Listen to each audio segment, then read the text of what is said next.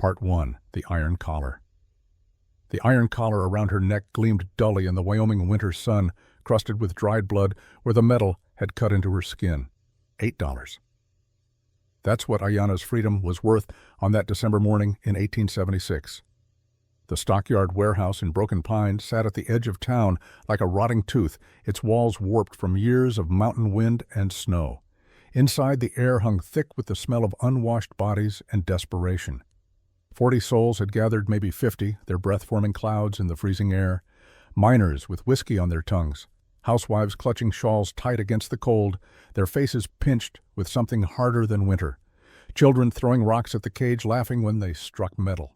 The cage itself was 6 feet square, fashioned from iron bars meant for livestock. Rust bled orange down the corners where morning frost had begun to melt. And in the center, sitting with her spine impossibly straight, was a woman who refused to break. Ayanna. Her name meant eternal blossom in the language of her people, though no one in that crowd knew it. To them, she was simply inventory. Property of the late J. Sterling, deceased 3 weeks prior from a liver pickled in rot-gut whiskey. His worldly possessions were being liquidated to settle debts. The wagon, the mule, the cooking pots, and her. She wore a dress that didn't belong to her, rough calico stained dark under the arms and at the hem. Her feet were bare despite the cold, the soles black with grime. Her face carried the map of recent violence. Purple bloomed along her left cheekbone. Blood had dried at the corner of her mouth where her lip had split. Her temple bore a gash scabbed over, but still angry. But it was the collar that drew the eye. Thick iron 2 inches wide, locked around her throat, the kind of thing a man might use to chain a dog. Engraved across the front in crude letters, Property J. Sterling. The metal had rubbed her skin raw. Fresh blood seeped where the collar sat heaviest against her collarbone. Her hands were bound in front of her with leather straps, wrists crossed like a penitent's prayer. But her eyes held no prayer. They stared forward, dark and distant, looking at nothing and everything. She did not beg. She did not weep. She simply sat in that cage with a dignity that made the crowd uncomfortable, so they laughed louder to cover it. Walter Crawford stood on an overturned crate playing auctioneer. He was 50 and soft around the middle, with a voice that carried like a carnival barker's. "Now then, folks, what am I bid for this here Apache squaw strong back on her good teeth? Can cook, can clean, can do whatever work you set before her." He grinned, yellow teeth catching the light. "Do I hear $8 for a workhorse that don't talk back?" A ripple of laughter. In the back corner, Clayton Hargrove leaned against a timber post, arms crossed over his chest. He was a man who wore wealth like armor. Fine wool coat, leather boots polished to a mirror shine despite the mud outside, silver watch chain glinting at his vest. At 48, Hargrove owned the largest silver mine in the territory, employed half the men in Broken Pine, and believed that ownership extended to people as easily as it did to land. He smiled, not with warmth, with the certainty of a man who always got what he wanted. $5, Hargrove called out, voice casual as ordering breakfast. "That's all she's worth." Crawford's face twitched. He knew who paid his rent. $5 then. Do I hear 6? Silence. Crawford licked his lips. 5 going once. 5 going 8. The word dropped into the warehouse like a stone into still water. Heads turned. Whispers started. Daniel Mackenzie stood in the doorway, snow melting off his shoulders. He was a tall man, broad through the chest and lean everywhere else. 36 years old, but carrying the weight of 40. His face was weathered from sun and wind lines carved deep at the corners of his eyes. Dark hair touched with gray at the temples. 3 days of beard shadowed his jaw. He wore a leather coat that had seen better years, denim trousers and boots that were functional rather than fine. In one hand he held a burlap sack of coffee beans, in the other a coil of rope he'd just purchased from the general store. He had not planned to stop at the warehouse. Had been heading home, in fact, when he'd heard the crowd. Something in the tone of fevered ugliness had pulled him like a hook in the gut. Now he stood there, looking at the cage, at the woman inside it, at the collar around her throat. His jaw tightened. Clayton Hargrove pushed off from the post. "Mackenzie," he said the name like it tasted bad. "Didn't figure you for this kind of transaction." Daniel didn't look at him. His eyes stayed on Ayanna. She had turned her head slightly, just enough to see who had spoken. Their gazes met, held. In that moment something passed between them. Not recognition, not yet, but a kind of acknowledgement. 2 people who understood what it meant to lose everything. Daniel had seen that look before, in the mirror. 4 years ago, after scarlet fever took his wife Margaret and his son James in the same terrible week, after he'd buried them on the hill behind his ranch and spent the following months trying to decide if a bullet was mercy or cowardice. He saw it now in this woman's eyes, the awful knowledge that surviving didn't mean living, that you could draw breath and be dead all the same. $8, Daniel said again. Crawford swallowed. Mr. Hargrove had bid 5, and I bid 8. Are we conducting an auction or a coronation? A few nervous laughs scattered through the crowd. Hargrove's smile sharpened. You know what she is? Mackenzie, she's Apache. The same savages who burned out the Henderson place last spring, killed old Henderson and his boy, took the wife and did God knows what before she threw herself in the river. I know what she is, Daniel said quietly. A woman in a cage. She's property. Then I'm buying her. Why? The question came sharp. Hargrove stepped closer, boots echoing on the warehouse floor. You running low on livestock? Or maybe you got other uses in mind? He let the insinuation hang in the cold air.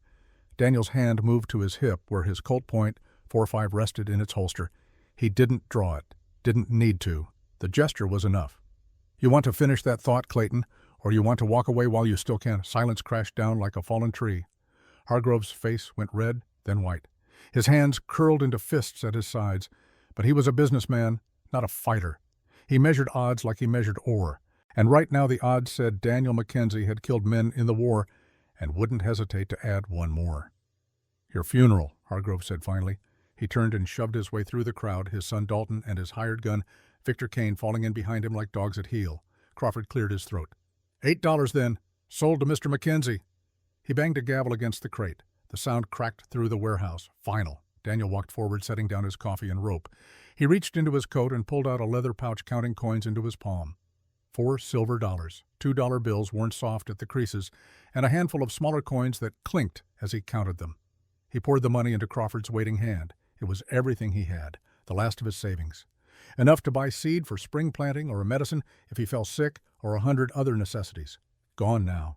Traded for a woman he didn't know, for reasons he couldn't fully explain, even to himself. Crawford pocketed the money and produced a key from his vest. He unlocked the cage door. The hinges screamed. Ayanna didn't move. Daniel crouched down beside the cage, careful not to touch the bars. Eye level now, close enough to see the fine tremor in her hands, though her face remained stone. My name is Daniel Mackenzie, he said. His voice was low, meant only for her. I'm not here to hurt you. I'm not here to own you. I'm here to set you free. Her eyes searched his face, looking for the lie, the trap, the cruelty that always came with soft words. She found none of those things, only exhaustion and a strange, wounded kindness. You can trust me, Daniel continued, or you can spit in my face and walk away right now. Either way, you're not staying in this cage. For a long moment, nothing. Then Ayanna shifted. Slowly, like a woman testing the strength of ice on a frozen lake, she crawled forward. Her bound hands made it awkward. Her bare feet scraped against the metal floor of the cage. But she emerged into the warehouse, into the space beyond the bars, and stood. Her legs shook. She did not fall. Daniel straightened. He shrugged out of his leather coat, the cold biting through his shirt immediately. He held the coat out to Ayanna. For the cold, he said. She stared at it. Then, with movements careful as prayer, she took it, drew it around her shoulders.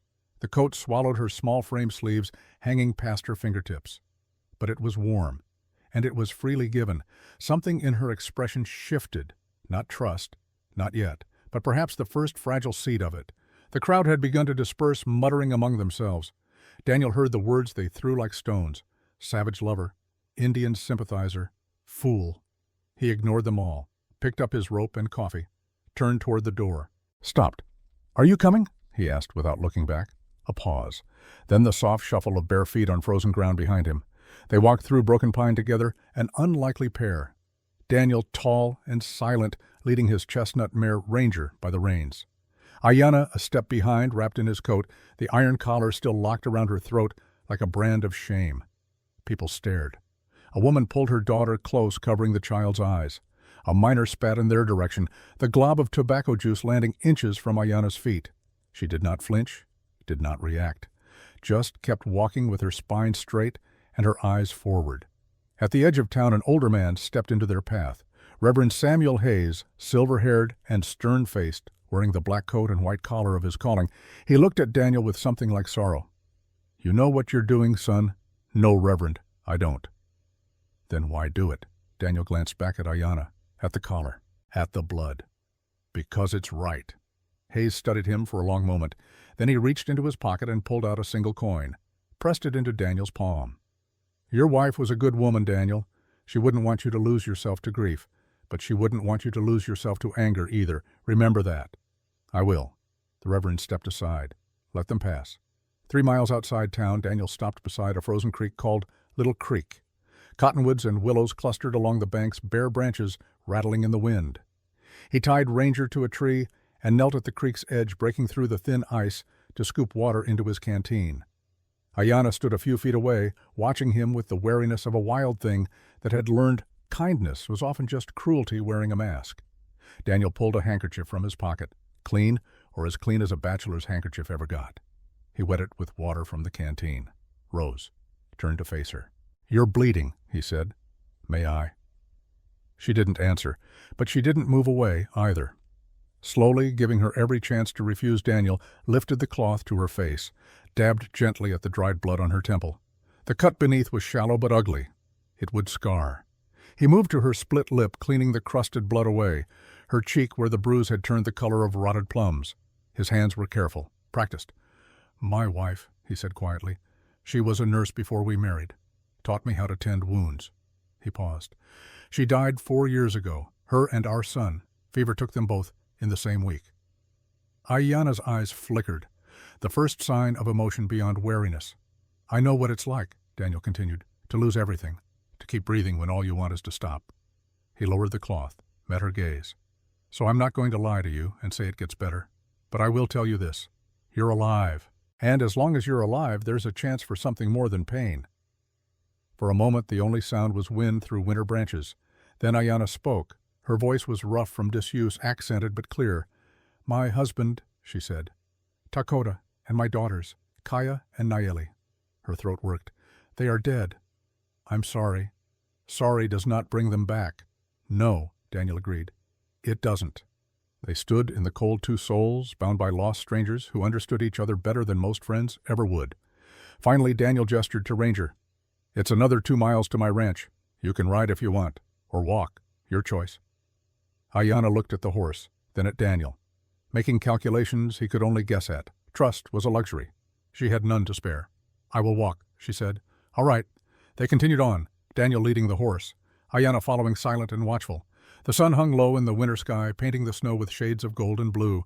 By the time they crested the last hill and Daniel's ranch came into view, shadows were growing long. The ranch was modest, a single-story cabin built from pine logs chinked with mud and moss. A barn sagging slightly on one side but still standing, corral fence made from split rails. Chicken coop currently empty after a fox had gotten in last month. Beyond it all, the Bighorn Mountains rose like the spine of the world, peaks white against the darkening sky. It's not much, Daniel said, but it's home. Ayanna said nothing. She was looking at the cabin with an expression Daniel couldn't read. Maybe seeing a prison, maybe seeing possibility, maybe both. He led her inside. The cabin was cold, the fire long since dead. Dust coated the table and the few pieces of rough furniture. On a shelf above the fireplace sat a framed photograph face down. Daniel didn't turn it over. Hadn't in 4 years. You can sleep in there, he said, pointing to a small room off the main area. It was my son's room. I'll sleep in the barn. Why? The question came sharp. Why what? Why do you give me your house? Why do you sleep in the cold? Daniel met her eyes. Because I want you to feel safe. And you won't feel safe if I'm sleeping 10 feet away. Ayanna studied him, looking for the angle, the lie, finding only honesty, which perhaps was more confusing than deception would have been. The collar, she said, finally touching the iron at her throat. Can you remove it? The lock is broken. I'll need tools. Tomorrow I'll cut it off. I promise. A promise. Such a small word to carry such weight. Ayanna nodded once, turned and walked into the small bedroom, closed the door softly behind her. Daniel stood alone in the cold cabin. He built a fire on the hearth, watching flames catch and grow. Outside, night settled over the Wyoming territory like a blanket. Stars emerged hard and bright in the thin mountain air. He thought about the $8, about the look in Ayanna's eyes, about the promise he'd just made, and for the first time in 4 years, Daniel Mackenzie felt something other than the weight of grief. He felt purpose, fragile and uncertain, but there all the same. In the bedroom, Ayanna sat on the edge of the small bed. The mattress was thin but clean. The room smelled of dust and old memories. Through the gap beneath the door, firelight painted a golden line across the floor. She touched the collar again, felt the weight of it, the degradation of it. Tomorrow, he said, he would cut it off. She wanted to believe him, wanted to trust that this man with sad eyes and gentle hands was different from the others. But trust was a thing she had lost, along with everything else. Trust got you killed. Trust got your children murdered while you watched helpless. Still, she was not in a cage. She was in a room with a door she could open, wearing a coat given freely.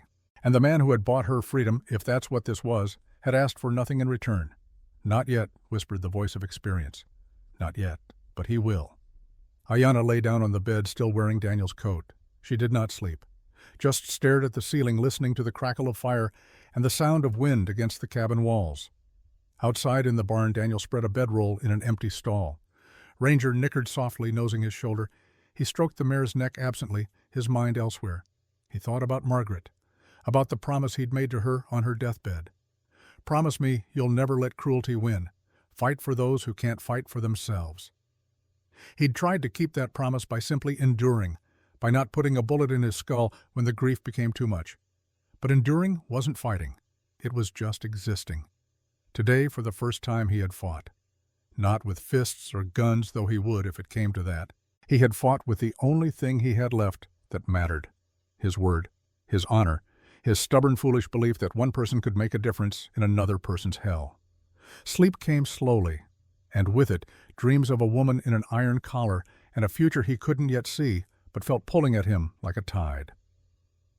Outside the barn, hidden in the shadow of the tree line, a figure watched the cabin. Victor Kane sat on his horse breath, misting in the cold eyes like chips of ice. He had followed them from town, watched them stop at the creek, watched them arrive at the ranch. Now he turned his horse and rode back toward Broken Pine, back toward Clayton Hargrove's estate, back to report what he had seen. And in the darkness, the wind carried the promise of violence to come. Part 2. Cutting the Chains. Dawn broke cold and clear over the Bighorn Mountains, painting the snow with shades of rose and gold.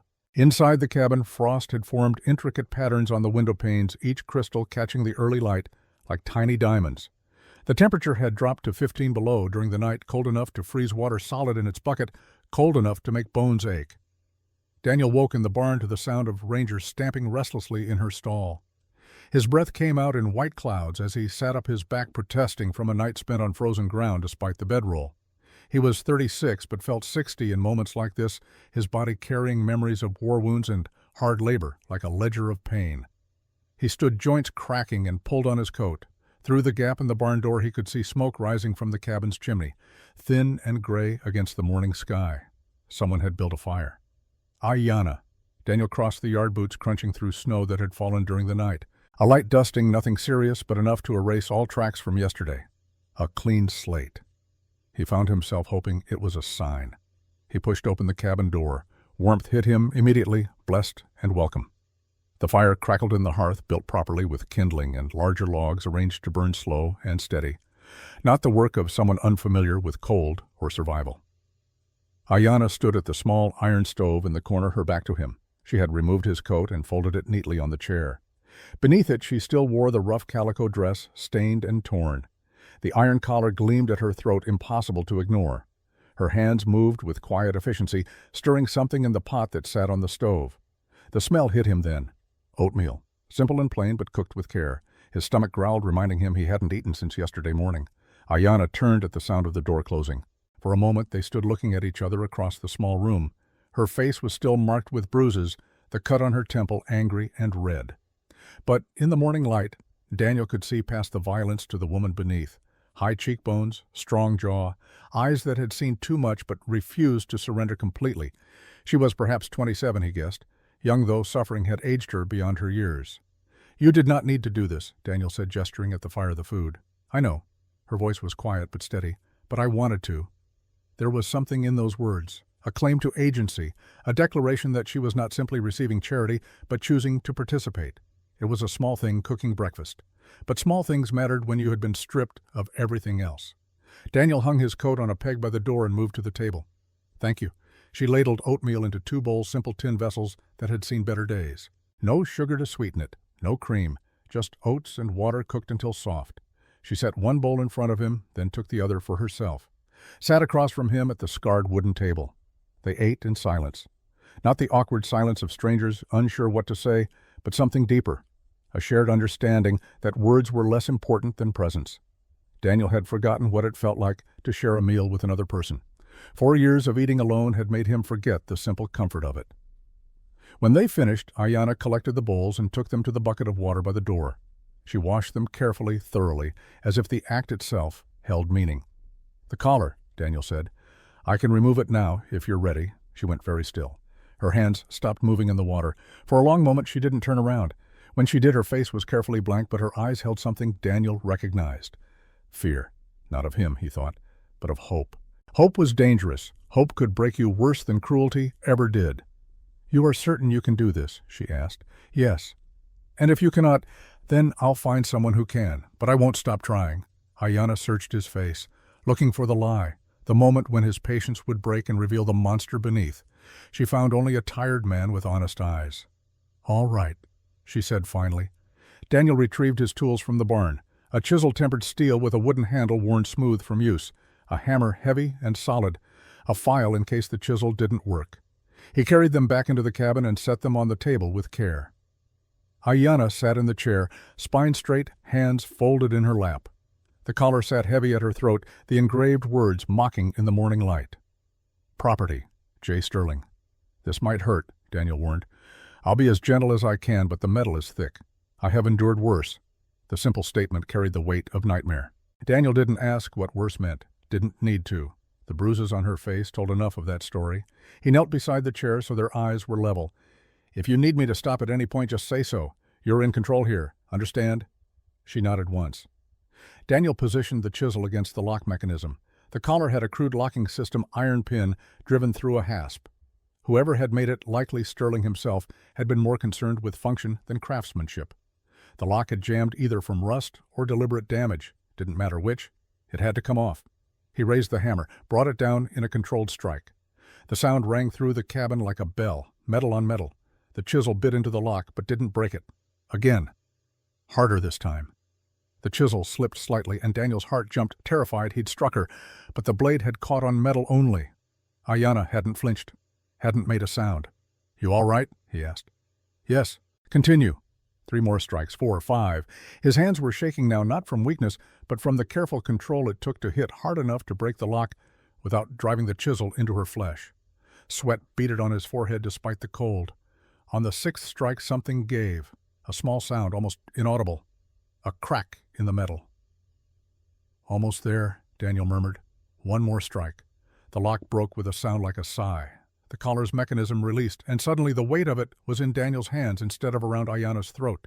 He lifted it away carefully, as if removing a live snake, set it on the table with a dull clank. Ayanna sat perfectly still. Her hands moved to her throat, fingers touching the raw skin where the collar had sat for God knows how long. Weeks at least. Maybe months. The metal had rubbed away, skin leaving behind open wounds that wept clear fluid. Bruises ringed her neck in shades of purple and yellow. "Let me clean those," Daniel said softly. He fetched clean water and a cloth, dabbed at the wounds with a gentleness that would have surprised men who'd served with him in the war. Captain Mackenzie, they'd called him then. Hard man, fair but unforgiving. That man seemed like someone else now, someone from a different life. As he worked cleaning away dried blood and dirt, he noticed Ayanna's breathing had changed, quick and shallow like someone fighting tears. Her jaw was clenched tight, tendons standing out in her neck. "You can cry," Daniel said quietly. "You're safe here," and that finally broke something inside her. A single tear slipped down her cheek, then another, then a flood, silent and terrible. Her shoulders shook, but she made no sound, as if crying out loud was a luxury she'd been beaten out of. Daniel didn't touch her, didn't try to comfort her with hollow words. He just finished cleaning her wounds and then stepped back, giving her space to feel what she needed to feel. When the tears finally stopped, Ayanna wiped her face with the back of her hand. She looked at the collar sitting on the table, at the words engraved there, at the blood staining the inside rim. "What will you do with it?" she asked, her voice rough. "Whatever you want." She stood, walked to the table, picked up the collar with both hands. The metal was cold and heavy, a physical weight she'd carried for too long. She turned it over, staring at the engraving. "Property." "I want to bury it," she said. "Deep, where no one will ever find it." "Then that's what we'll do." They went outside together, Daniel carrying a shovel from the barn. The sky had clouded over gray and heavy, with the promise of more snow. The wind had picked up, carrying with it the bite of the mountains. Daniel chose a spot beneath an old oak tree that stood at the edge of his property. The tree was ancient, scarred by lightning and wind, but still standing, still alive despite everything that had tried to kill it. It seemed fitting.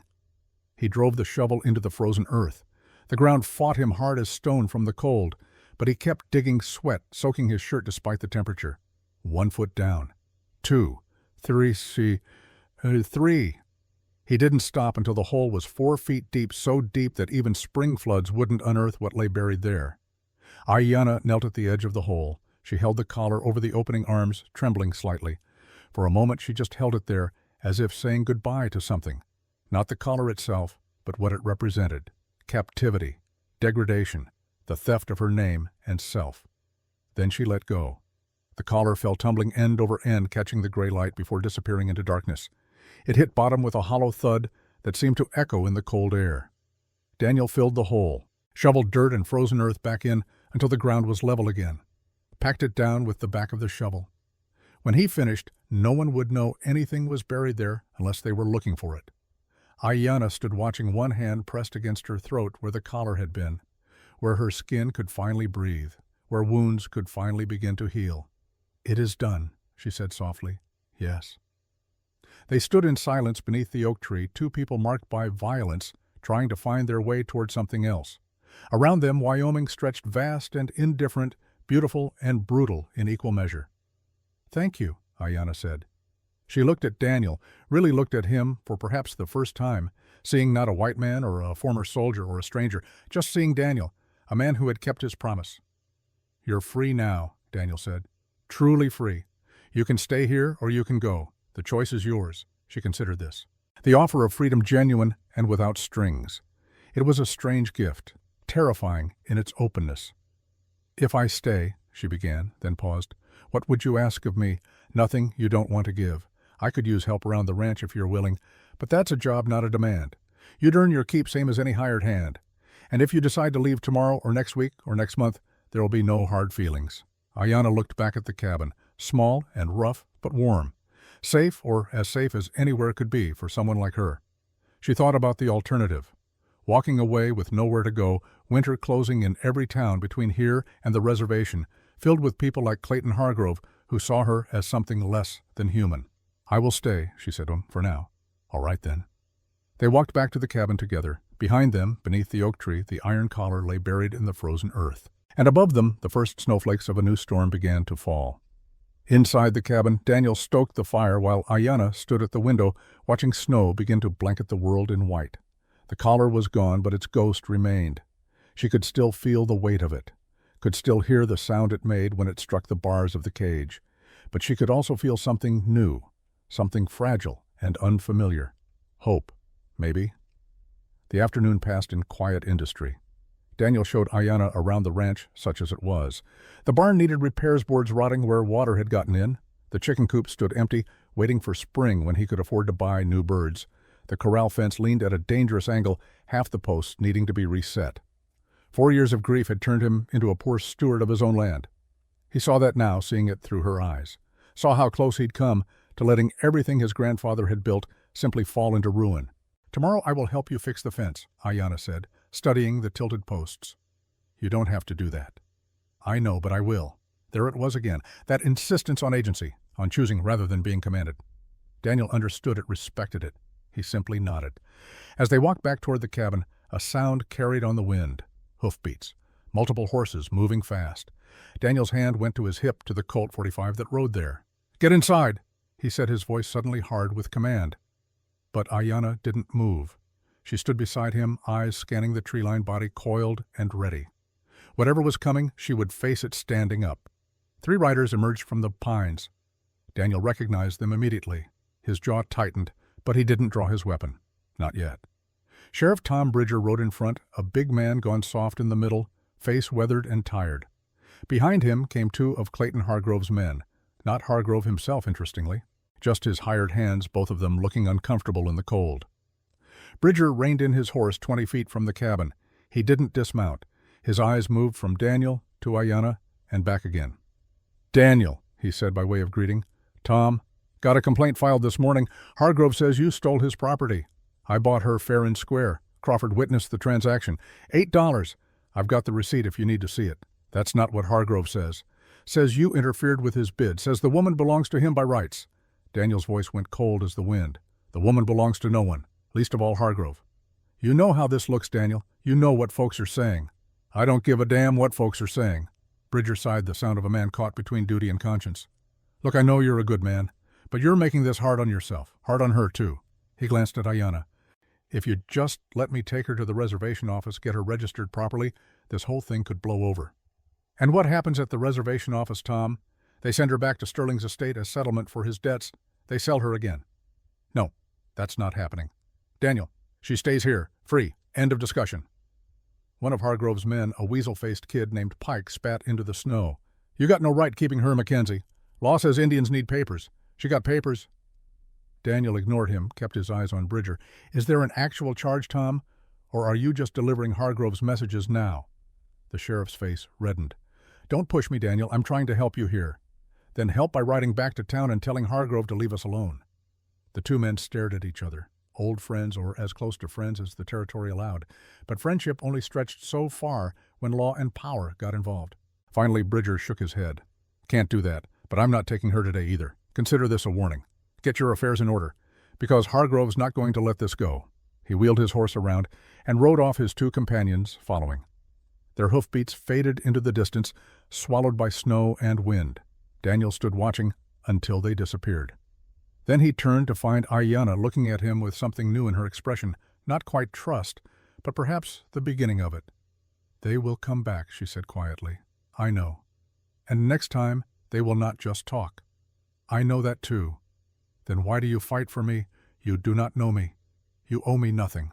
Daniel thought about that question, about Margaret dying in his arms, making him promise to fight for those who couldn't fight for themselves, about 4 years of existing without living, about a woman in an iron collar who refused to beg. "Because it's right," he said finally, "and because I'm tired of being a coward." "You are not a coward.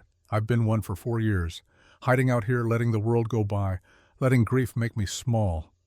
He met her eyes. "But you made me remember who I used to be. Before the war, before the fever.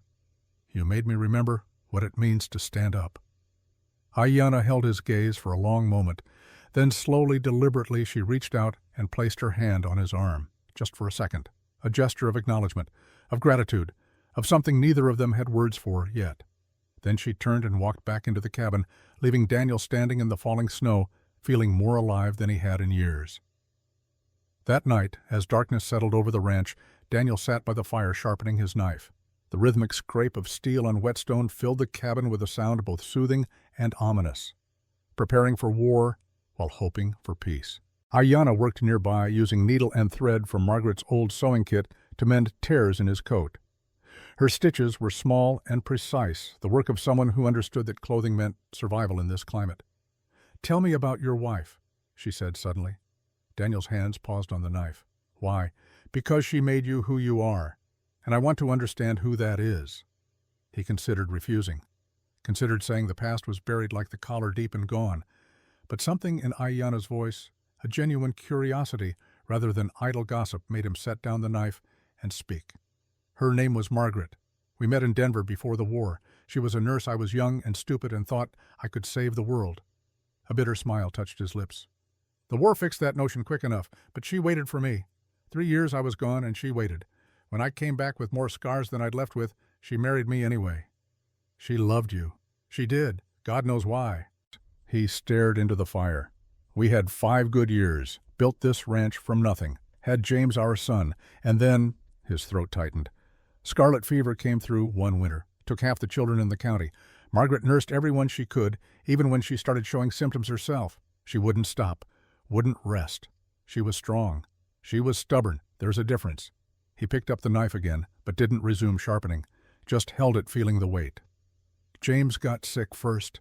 She stayed up 3 nights straight trying to break his fever. Then she collapsed. I couldn't save either of them. They died within a day of each other, and I just stopped trying, stopped caring, stopped everything except breathing. Ayanna set down her sewing. But you did not stop completely. You are still here. That's not the same as living. No, but it is more than dying. They sat in silence, the truth of that hanging between them. More than dying. Less than living. The gray space where grief resided, where 4 years could pass in a blink and feel like forever at the same time. Your husband, Daniel said carefully. Your daughters, will you tell me about them? Ayanna's hands stilled on the coat. For a moment he thought she wouldn't answer. Then quietly she began to speak. Takota was a hunter, the best in our band. He could track a deer for 3 days without losing the trail. Patient, strong. He made me laugh. A ghost of a smile touched her lips. He would make faces at the children until they forgot to be afraid of storms. How did you meet? He brought meat to my mother after my father died. Every week for a year, never asking for anything, just providing. My mother told me he would make a good husband. She was right. And your daughters, the smile faded. Kaya was 6, curious about everything. She wanted to be a healer like my mother. Nayeli was 4. She was wild, brave. She feared nothing. Ayanna's voice cracked slightly. That is why she ran toward the soldiers instead of hiding. She thought she could fight them. Daniel closed his eyes. I'm sorry. Sorry does not bring them back. Sorry does not undo what was done. No, it doesn't. But still, Ayanna continued softer now, it is something to have someone acknowledge the loss, to not pretend it did not happen. They lapsed into silence again. Outside, wind howled around the cabin, rattling the shutters. The fire crackled and popped, throwing dancing shadows on the walls. 2 people, 2 different lives, 2 different tragedies. But the same fundamental truth. They had survived when everything in them wanted to quit. And now, somehow they had to figure out what came after survival. Ayanna picked up the coat again, resumed her careful stitching. Daniel went back to sharpening his knife. Ordinary actions, simple domesticity, but underneath it all, an awareness that something had shifted. Some invisible line had been crossed. They were no longer strangers sharing a roof. They were 2 people learning to trust again. And in the Wyoming Territory in 1876, with winter closing in and enemies circling, trust was the most dangerous thing you could offer. It was also the only thing worth having. Late that night, after Ayanna had retired to her room and the cabin had grown quiet, Daniel stood at the window looking out at the snow-covered landscape.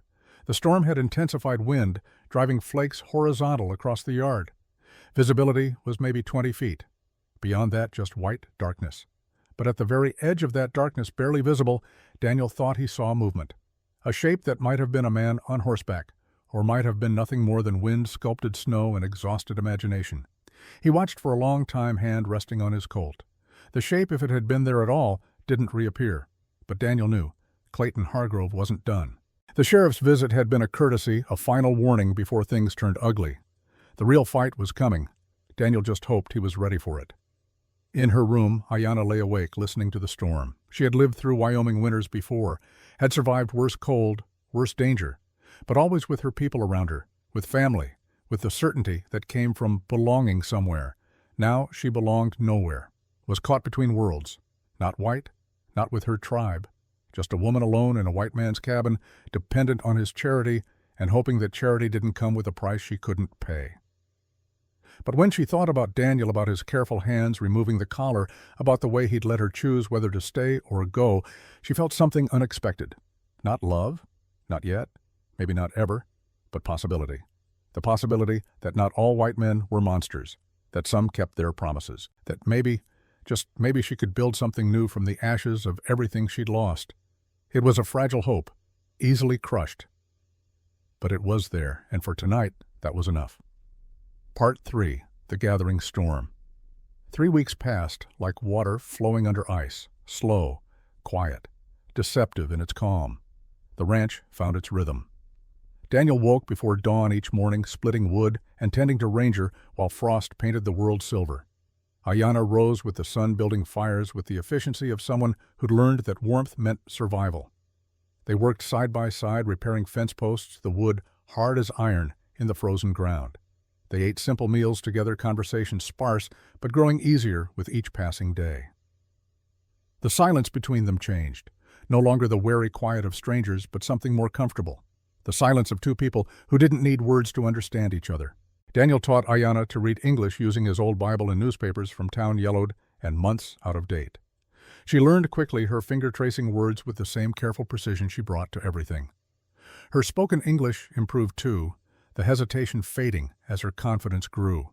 Within weeks, she spoke with only a slight accent, choosing her words with care, but no longer struggling to find them. When she stumbled over a word, he helped without condescension. When she succeeded, he simply nodded. No excess praise, just acknowledgement. In return, Ayanna taught him things his wife had never known. How to make poultices from pine bark that eased the ache in his war-damaged shoulder, how to read weather in the behavior of birds and the smell of wind, how to move through snow without leaving obvious tracks, a skill learned from necessity. She showed him the Apache way of cooking, transforming their meager supplies into meals that actually had flavor. Corn cakes made on hot stones. Stews thickened with ground acorns she'd gathered from the trees behind the barn. Small luxuries that made the cabin feel less like a place of exile and more like something approaching home. But it was the small moments that changed things between them. The morning Daniel found Ayanna had mended not just his coat, but every piece of clothing he owned, stitches so fine they were nearly invisible. The evening she came in from the cold to find he'd heated water so she could wash, a consideration no one had shown her in months. The night she woke screaming from nightmares, and he sat outside her door until dawn, not intruding, but letting her know she wasn't alone. Trust built itself one stone at a time. Slowly, carefully, like everything worth having. On the 20th day, Daniel rode to town for supplies. He'd put it off as long as possible, knowing what waited there. But they needed flour and salt and lamp oil, things the ranch couldn't produce. Necessities that required money and civilization, both of which came with complications. Ayanna watched him saddle Ranger from the cabin doorway, wrapped in the blanket she'd taken to wearing like a shawl. "They will give you trouble," she said. "Probably." "Because of me." "No, because they're small-minded and mean-spirited. That's not your fault." She studied him for a long moment, dark eyes unreadable. "You could send me away. Make this easier for yourself." Daniel tightened the saddle cinch, testing it with a firm pull. "I could do a lot of things that would be easier. Doesn't mean they'd be right." He swung up into the saddle leather, creaking in the cold. "I'll be back before dark. Bar the door while I'm gone. Don't open it for anyone but me. I am not afraid." "I know, but humor me anyway." The ghost of a smile touched her lips. "Be careful, Daniel Mackenzie." It was the first time she'd used his full name. The sound of it in her accented English did something strange to his chest, made him feel seen in a way he hadn't since Margaret died. He nodded once and rode out, following the trail toward Broken Pine. The town looked exactly as it had 3 weeks ago. Same weathered buildings leaning against the wind, same mud churned to frozen ruts in the street, same faces peering out from behind windows, watching everything, judging everything. But something had changed. Daniel felt it the moment he rode down Main Street, an electricity in the air, a tension that made his hand drift toward his Colt without conscious thought. He tied Ranger outside Miller's general store and stepped inside. The warmth hit him first, then the smell of coffee and leather, and the indefinable scent of a store that sold everything from nails to candy. 3 customers browsed the aisles. All 3 stopped when Daniel entered, stared, then deliberately turned their backs. Harold Miller stood behind the counter, 50 years old, with a nervous disposition and hands that never stopped moving. He looked at Daniel with something like pity. "Daniel, Harold, need to settle my account and pick up some supplies." "Your money's no good here anymore." The words hung in the air like smoke. Daniel went very still. "Come again." Miller licked his lips, eyes darting to the other customers. "Mr. Hargrove came by. Said any merchant who serves you or that Apache woman would lose his business, all his business. And seeing as how Hargrove Mining employs most of this town, well." He spread his hands helplessly. "I got a family to feed, Daniel. You understand." "I understand you're letting Hargrove run your life." "Easy for you to say. You don't have 3 kids and a wife depending on you keeping this store open." Daniel felt anger rising hot in his throat. Not at Miller, really. The man was just doing what frightened men always did, choosing survival over principle. The anger was for Hargrove, for the system that let men like him rule through fear. "Fine," Daniel said quietly. "I'll take my business elsewhere." "There is nowhere else. Hargrove owns the other store too. Bought it last week." Of course he had. Clayton Hargrove played chess while everyone else was still learning checkers. 3 moves ahead, always. Daniel turned to leave, but a voice stopped him. "Wait." Ruth Morrison stepped out from behind a shelf of canned goods. She was a handsome woman in her early 50s, gray starting to thread through her dark hair. Her husband had died at Gettysburg, leaving her to raise their daughter Emma alone. She ran the boarding house at the edge of town, took no nonsense from anyone, and had a reputation for feeding strays and outcasts. She walked to the counter and set down a basket. "Put Mr. Mackenzie's supplies on my account, Harold." Miller's face went white. "Ruth, you can't. Hargrove said—" "I heard what Hargrove said, and I'm telling you to put this man's supplies on my account, unless you want to explain to the whole town why you're refusing service to a war veteran who never did a thing to harm anyone." The other customers had stopped pretending not to listen. One of them, a miner named Jack Sullivan, with an eye patch covering where he'd lost the left eye to a cave-in, stepped forward. "Put mine on Ruth's account too, Harold, and give Mackenzie whatever he needs. I'll cover the difference." Miller looked between them, sweating despite the cold. "Jack, you don't understand. Hargrove can go to hell," Jack said flatly. "I was at Shiloh with Daniel Mackenzie, watched him carry 3 wounded men off that field while bullets were flying thick as rain. Any man who'd turn his back on him over some scared-up Apache woman ain't worth the powder to blow him to hell." Ruth nodded. "Emma would be dead if not for that woman's medicine. You all heard about it. My girl was dying, fever burning her up. Dr. Walsh said there was nothing to be done. That woman, the one you're all so scared of, she came to my boarding house and sat with Emma for 3 days, made medicine from plants and roots, didn't ask for payment, didn't ask for thanks, just saved my daughter's life." Silence filled the store, the kind of silence that came when truth got spoken out loud and people had to decide whether to acknowledge it or pretend they hadn't heard. Finally, one of the other customers, an old farmer named Garrett, cleared his throat. "Ruth's right. My grandson had the croup last week, couldn't breathe, turning blue. I went to that ranch hat in hand, asking for help. The woman didn't hesitate. Gave me herbs, told me how to brew them. Boy's breathing fine now." The third customer, a young woman Daniel didn't recognize, spoke up quietly. "She helped me too. Women's trouble. Things I was too ashamed to tell Dr. Walsh about. She listened, didn't judge, fixed me up proper." Miller looked around at them, all his face a study in conflict. Fear of Hargrove on one side, shame and conscience on the other. "God damn it," he muttered. Then louder, all right, what do you need, Daniel?" Relief flooded through Daniel, unexpected and overwhelming. He'd gotten used to fighting alone, forgotten what it felt like to have people stand with him. "Flour, salt, lamp oil, coffee if you've got it." "I got it." While Miller gathered the supplies, Ruth moved to stand beside Daniel. She kept her voice low. "How is she really healing slowly? The bruises fading, but there's more than physical wounds to worry about." Ruth nodded. "Bring her to town sometime. Let people see she's not what Hargrove's been saying she is. Let them see she's just a woman who's been through hell and came out the other side. I don't know if she's ready for that." "Maybe not, but when she is, you bring her to my place first. She'll be safe there." Daniel met her eyes, saw the steel beneath the kindness.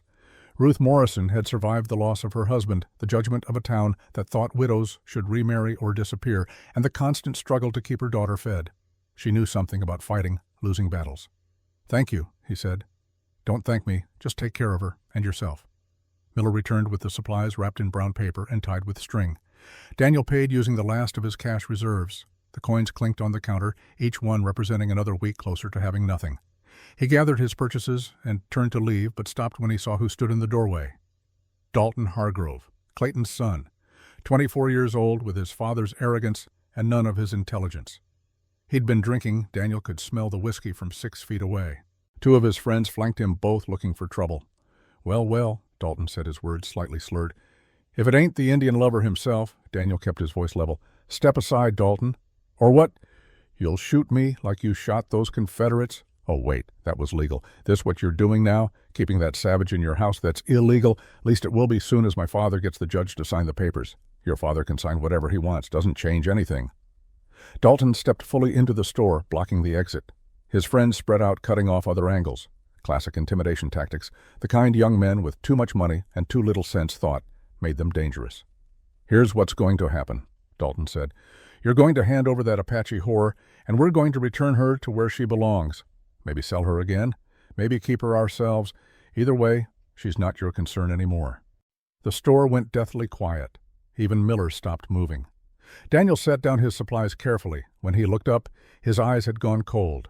The kind of cold that came from killing men in war and learning that sometimes violence was the only language bullies understood. "Son," he said quietly, "you've got about 3 seconds to get out of my way before I put you on the ground. And your friends there, they can join you if they're feeling ambitious." Dalton laughed, but it sounded nervous. "You threatening me? You know who my father is. I know exactly who your father is. A coward who sends his boy to do his dirty work because he's too scared to face me himself." Dalton's face went red. He lunged forward, telegraphing the punch so obviously that Daniel had time to think about whether to dodge or block before deciding to do neither. He let Dalton's fist connect with his jaw. The impact snapped his head to the side, pain flaring white-hot through his skull. He tasted blood. But he didn't fall. Instead, he straightened slowly, turned back to face Dalton, and smiled. It was not a nice smile. "My turn," Daniel said. He moved fast, leveraging skills learned in too many bar fights and battlefield brawls. His fist caught Dalton in the solar plexus, driving the air from his lungs in an explosive gasp. As Dalton bent forward, Daniel brought his knee up, connecting with the younger man's face with a crunch that was probably a broken nose. Dalton went down hard, blood streaming from his nose, gasping like a landed fish. His two friends rushed forward. Daniel sidestepped the first one, stuck out his foot, and sent the man sprawling into a shelf of canned goods. They crashed to the floor in a cascade of tin and cursing. The second friend got smarter, or at least more cautious. He pulled a knife, 8 inches of steel, wicked and sharp.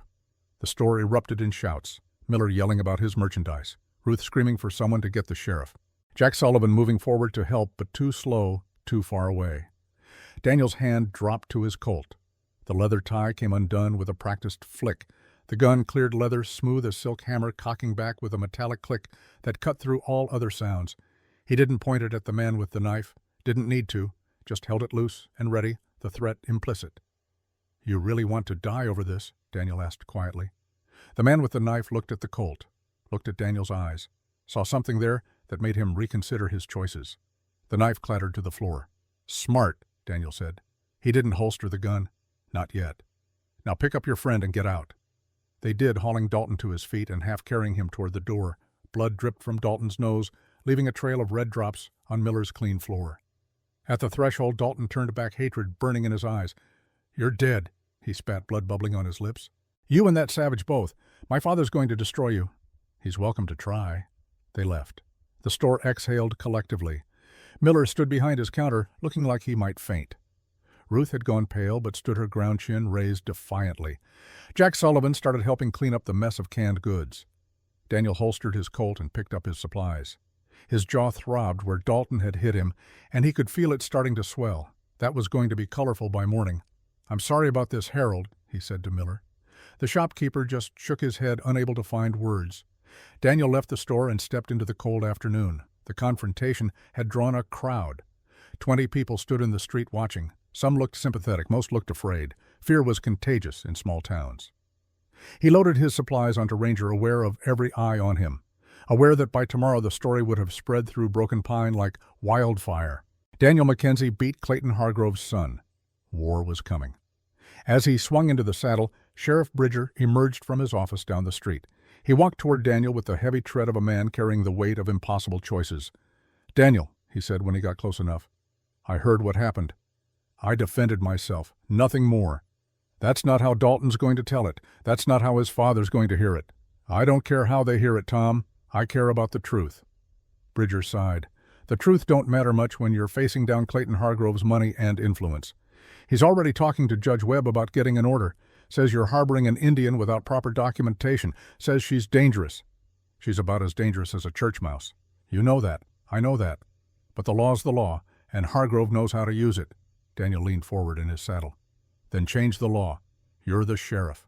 You're supposed to protect people, not serve the interests of rich men who think they own this town. It ain't that simple. It's exactly that simple.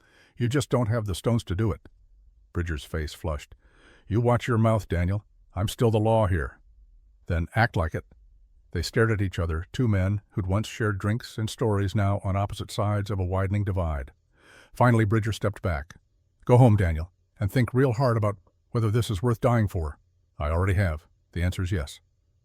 Daniel rode out of town, aware of Bridger watching him go, aware of the crowd dispersing, already spreading the news, aware that he'd just crossed a line that couldn't be uncrossed.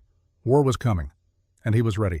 The ride back to the ranch took 2 hours. The sun was low in the sky by the time Daniel crested the final hill and saw his cabin in the valley below. Smoke rose from the chimney, a thin gray line against the darkening sky.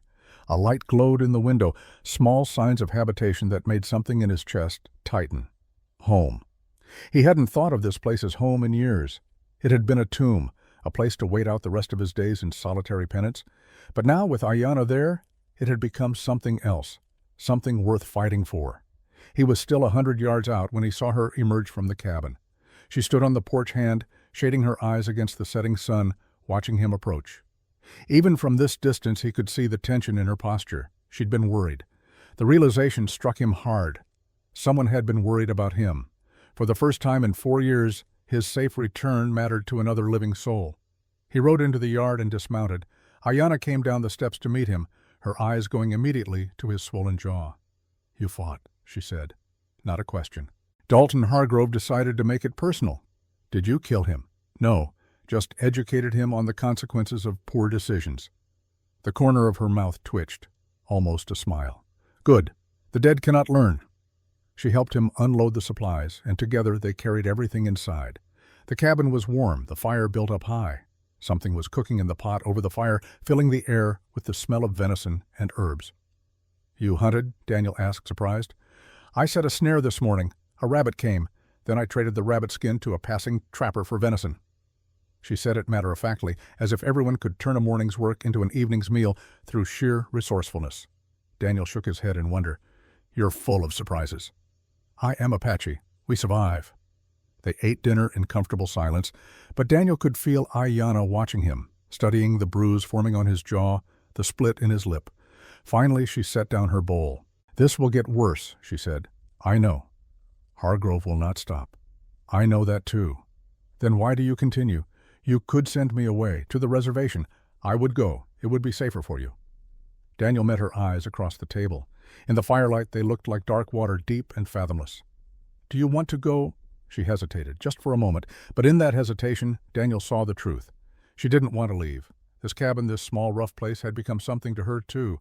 A refuge, maybe even a home. "No," she said finally, "I do not want to go." "Then you stay, and we deal with whatever comes together." "Together?" she repeated softly, testing the word. Then, "Daniel Mackenzie, you are either very brave or very foolish. Can't it be both?" This time she did smile. A real smile, small but genuine, that transformed her face from merely pretty to something approaching beautiful. It lasted only a second before fading, but Daniel found himself wanting to see it again, wanting to give her reasons to smile instead of reasons to fear. After dinner, Ayanna tended to his injuries with the same careful efficiency she brought to everything. She made a poultice of herbs that smelled sharp and medicinal, spreading it gently on his swollen jaw. Her fingers were cool against his heated skin. "This will reduce the swelling," she said, "and help prevent infection. Where did you learn all this?" "My mother. She was a healer. Learned from her mother, who learned from hers. Knowledge passed down through generations." Her voice grew softer. "I was teaching my daughters, Kaya especially. She had the gift, gentle hands and a patient heart." Daniel heard the pain beneath the words.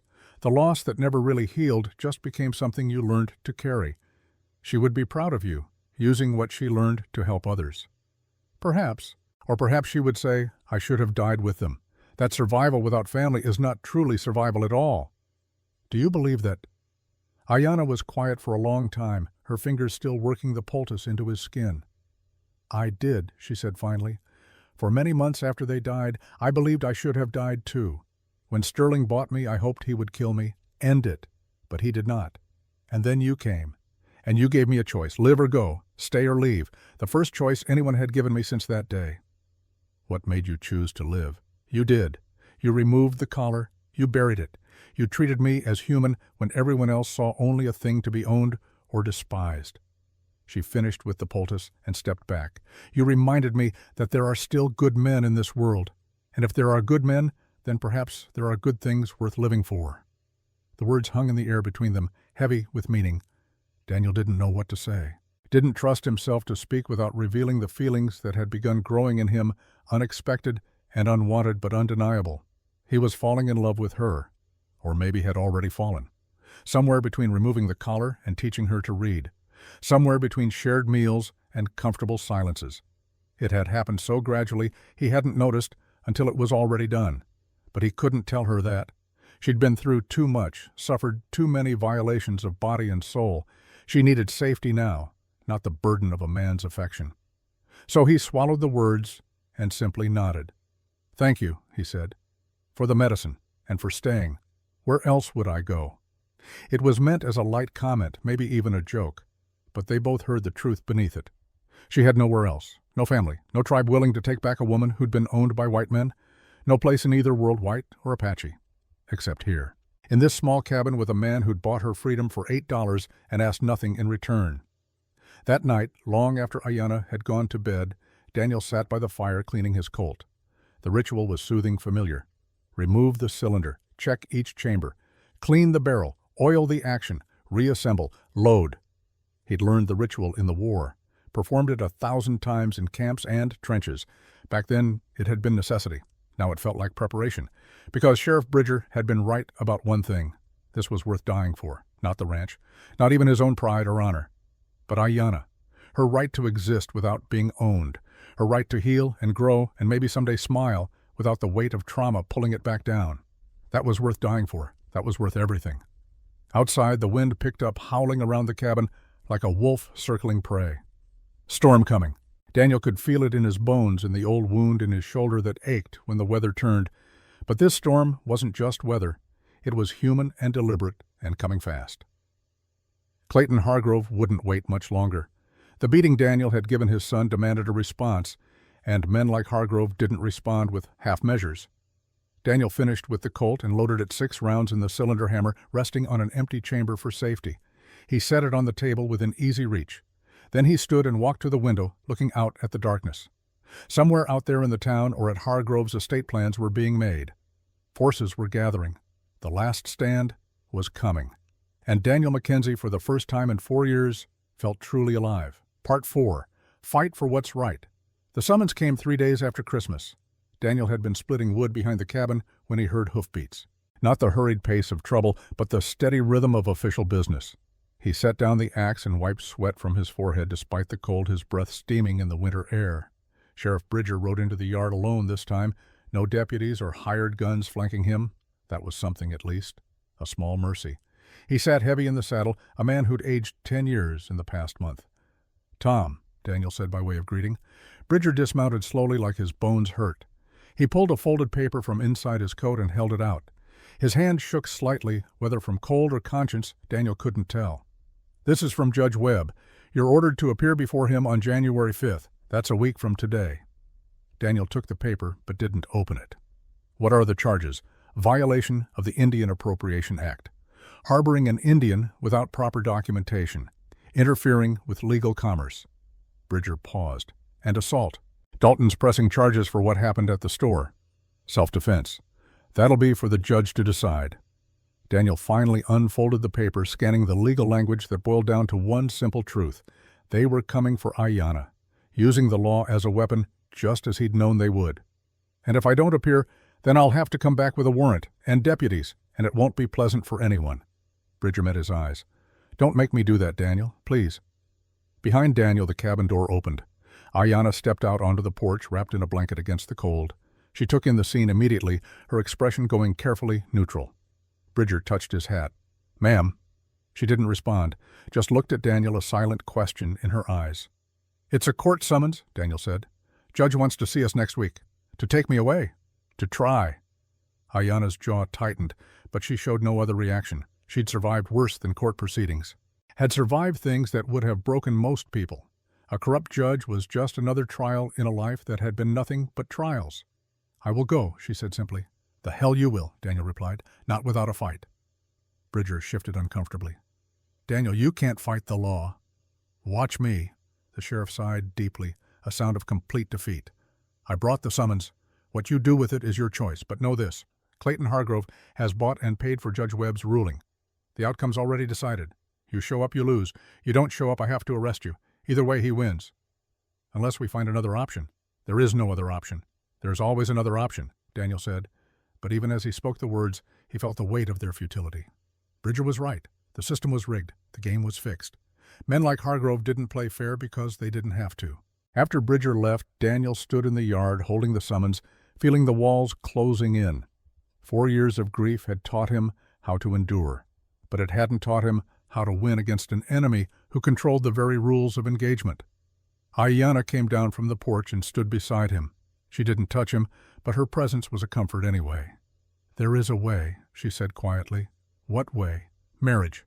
The word hit him like a fist. He turned to stare at her, trying to read her expression.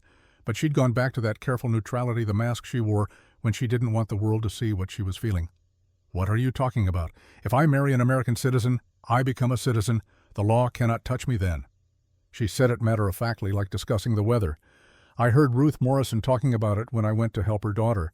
A woman at the reservation married a white trapper, and she was granted citizenship."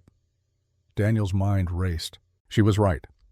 The law had loopholes, and this was one of them. An Indian woman married to a white citizen could claim citizenship through her husband. It wasn't guaranteed, but it was possible. More possible than winning a rigged court case. But marriage. The word carried weight, implied things, demanded things. "Ayanna," he said carefully, "marriage is not something to enter into lightly." "I know what marriage is." "Do you?" "Because I'm not talking about a legal arrangement. I'm talking about vows, commitment, being bound to another person for the rest of your life." "I was married before, I understand. To a man you loved, to a man you chose. This would be different." She finally looked at him, really looked at him, and something flickered in her dark eyes, something he couldn't quite name. "Would it be so terrible being bound to me?" "That's not what I meant." "Then what did you mean?" Daniel struggled for words. How could he explain that he'd already fallen in love with her? That the thought of marrying her filled him with equal parts hope and terror? That he wanted her to choose him not out of necessity, but out of desire? "I mean, you deserve better than a marriage of convenience. You deserve to be loved, to be chosen, not to feel trapped into something because the law leaves you no other choice." Ayanna was quiet for a long moment. When she spoke again, her voice was softer. "And if I told you I was choosing, not because I have no other option, but because I have seen who you are, because you removed my collar and treated me as human when no one else would, because you make me feel safe in a world that has shown me nothing but cruelty." Daniel's heart hammered against his ribs. "Ayanna, I am not asking you to love me, Daniel Mackenzie. I know your heart still belongs to your wife. I am only asking you to let me stay, to give me a name that the law cannot take away. If that requires marriage, then I am willing." He wanted to tell her his heart didn't belong to Margaret anymore, that grief had released its grip somewhere along the way, that when he thought about the future now he saw Ayanna in it, saw her smile, her strength, her quiet competence, saw a life worth living instead of just enduring. But the words stuck in his throat. Because what if she didn't feel the same? What if she truly did see this as nothing more than a legal necessity? He couldn't burden her with his feelings when she'd already carried so much. "All right," he said finally. "If that's what you want, we'll do it, but not because you have to, because you're choosing to." "I am choosing, and you can unchoose, any time. If you change your mind, if you want to leave the doors open, always." Something soft entered her expression. "You would let me go, even after marriage. Your freedom is not mine to give or take. It's yours. Has been from the moment I cut that collar off." Ayanna stepped closer, close enough that he could smell the sage she used to wash her hair, close enough to see the faint scar on her temple where the wound had healed, close enough that when she reached up and touched his face, her fingers were warm against his cold skin. "Then I choose to stay," she said, "and I choose you." Before Daniel could respond, before he could process what was happening, she rose up on her toes and kissed him, soft, brief, a whisper of contact that nevertheless sent electricity racing through his entire body. She pulled back before he could react, her cheeks flushed, eyes bright with something that might have been nervousness or might have been hope. "Was that appropriate?" she asked. "Ruth said that engaged people kiss, but I do not know white customs well." Daniel's brain had stopped working. His lips still tingled where she'd touched them. His hands trembled slightly as he held the ring. He felt like he was 17 again, fumbling and overwhelmed and entirely out of his depth. "That was—" He managed, then stopped, cleared his throat, tried again. "That was more than appropriate. That was perfect." Now she definitely looked nervous. "I have not kissed anyone since Dakota. I do not know if I did it correctly." "You did it exactly right." They stood in the cold snow beginning to fall around them, two damaged people trying to figure out how to be whole again, trying to build something new from the ruins of everything they'd lost. "We should go see Reverend Hayes," Daniel said finally. "Make it official before the court date." Ayanna nodded. "When?" "Tomorrow. No point waiting. And the sooner we're married, the stronger our legal position." "All right." They went inside to warm up, but something had changed between them. An invisible line had been crossed. They were no longer just two people sharing a space. They were something more. Something that didn't have a name yet, but felt like possibility. That evening, Daniel rode to town alone. He needed to talk to someone, and Reverend Hayes was the only man he trusted to understand the situation without judgment. He found the Reverend in his small house behind the church, reading by lamplight. Hayes looked up when Daniel knocked, surprise flickering across his weathered face. "Daniel, come in, come in. What brings you out on a night like this?" Daniel stepped inside, grateful for the warmth. He got straight to the point, explaining the summons, the plan, the proposal. Hayes listened without interrupting, his expression growing more thoughtful with each word. When Daniel finished, the old man sat back in his chair. "So you want to marry her?" "Yes." "Because you love her, or because it's legally convenient?" Daniel opened his mouth to say the convenient part, then stopped. Because that would be a lie. And he'd never lied to Hayes, not in all the years they'd known each other. "Both," he admitted. "I love her. I don't know when it happened, but it did. But I also know she's doing this to survive, not because she feels the same way. So I guess I'm asking you to perform a ceremony that's going to be one-sided." "Is that even allowed?" Hayes smiled, a gentle expression full of understanding. "Son, I've married dozens of couples in my 40 years as a minister, and I can tell you this. Most of them started one-sided. Love grows over time if you tend it properly. The question isn't whether she loves you now. The question is whether you're willing to wait until she does. I'd wait forever." That's what I thought. Hayes stood pulling his Bible from the shelf. "I'll marry you tomorrow at noon. No fancy ceremony, no witnesses beyond those required by law. Just you, her God, and the promise you're making." "Thank you, Reverend." "Don't thank me yet. Marriage is hard work even under the best circumstances, and your circumstances are about as far from best as I can imagine. You're going to face opposition from all sides. Hargrove won't accept this quietly. The town will gossip. The judge might try to find a way around it. I know. But you're doing it anyway." "Yes." Hayes nodded slowly. "Then you have my blessing, and my prayer that God gives you the strength for what's coming." Daniel rode home through falling snow, his mind churning. Tomorrow he would marry Ayanna, would stand before God and man and pledge himself to her. It should have terrified him, should have felt like betraying Margaret's memory, but it didn't. It felt right, like a door opening after years of being locked, like possibility after nothing but endings. When he got back to the cabin, Ayanna was asleep, or pretending to be. He couldn't tell which. He sat by the fire for a long time, thinking about vows and promises and the strange path his life had taken. 4 years ago, he'd buried his wife and son and decided he was done living, just waiting for death to catch up. But death hadn't come. Instead, a woman in an iron collar had arrived, and she'd reminded him that survival wasn't the same as surrender, that choosing to live, really live, was the bravest thing a person could do. Tomorrow they would marry, and whatever came after, they would face it together. The word echoed in his mind as he finally lay down to sleep. Together. The next morning dawned clear and bitterly cold. Daniel woke early, his stomach tight with nervousness. He'd been married before, knew what to expect from the ceremony itself. But this felt different, more weighted, like standing at the edge of something vast and unknowable. Ayanna was already up, braiding her long, dark hair with careful precision. She'd washed and put on the cleanest dress she owned, a simple gray thing that Ruth Morrison had given her. It hung loose on her frame, but she'd belted it with a strip of leather to give it some shape. She looked beautiful, not in the painted, perfumed way of society women, but in the way of something wild and genuine, like a mountain stream or a hawk in flight. Beautiful because she was herself, unadorned and honest. "Are you ready?" Daniel asked. "Are you? Honestly, I'm terrified." That surprised a small smile from her. "Good. I would worry if you were not afraid. Fear means this matters." They rode to town together, Ayanna sitting behind Daniel on Ranger. The horse seemed to sense the importance of the day, moving with unusual care. The ride took an hour silent except for the sound of hooves crunching through snow. Broken Pine looked the same as always. Weathered buildings, muddy streets, people going about their business with hunched shoulders against the cold. But Daniel felt every eye on them as they rode through, felt the weight of judgment and curiosity. Let them look, let them gossip. After today, it wouldn't matter. Ayanna would have protection that even Hargrove couldn't easily strip away. Reverend Hayes was waiting at the church, along with Ruth Morrison and Jack Sullivan. They'd come to serve as witnesses, Hayes explained. The law required 2.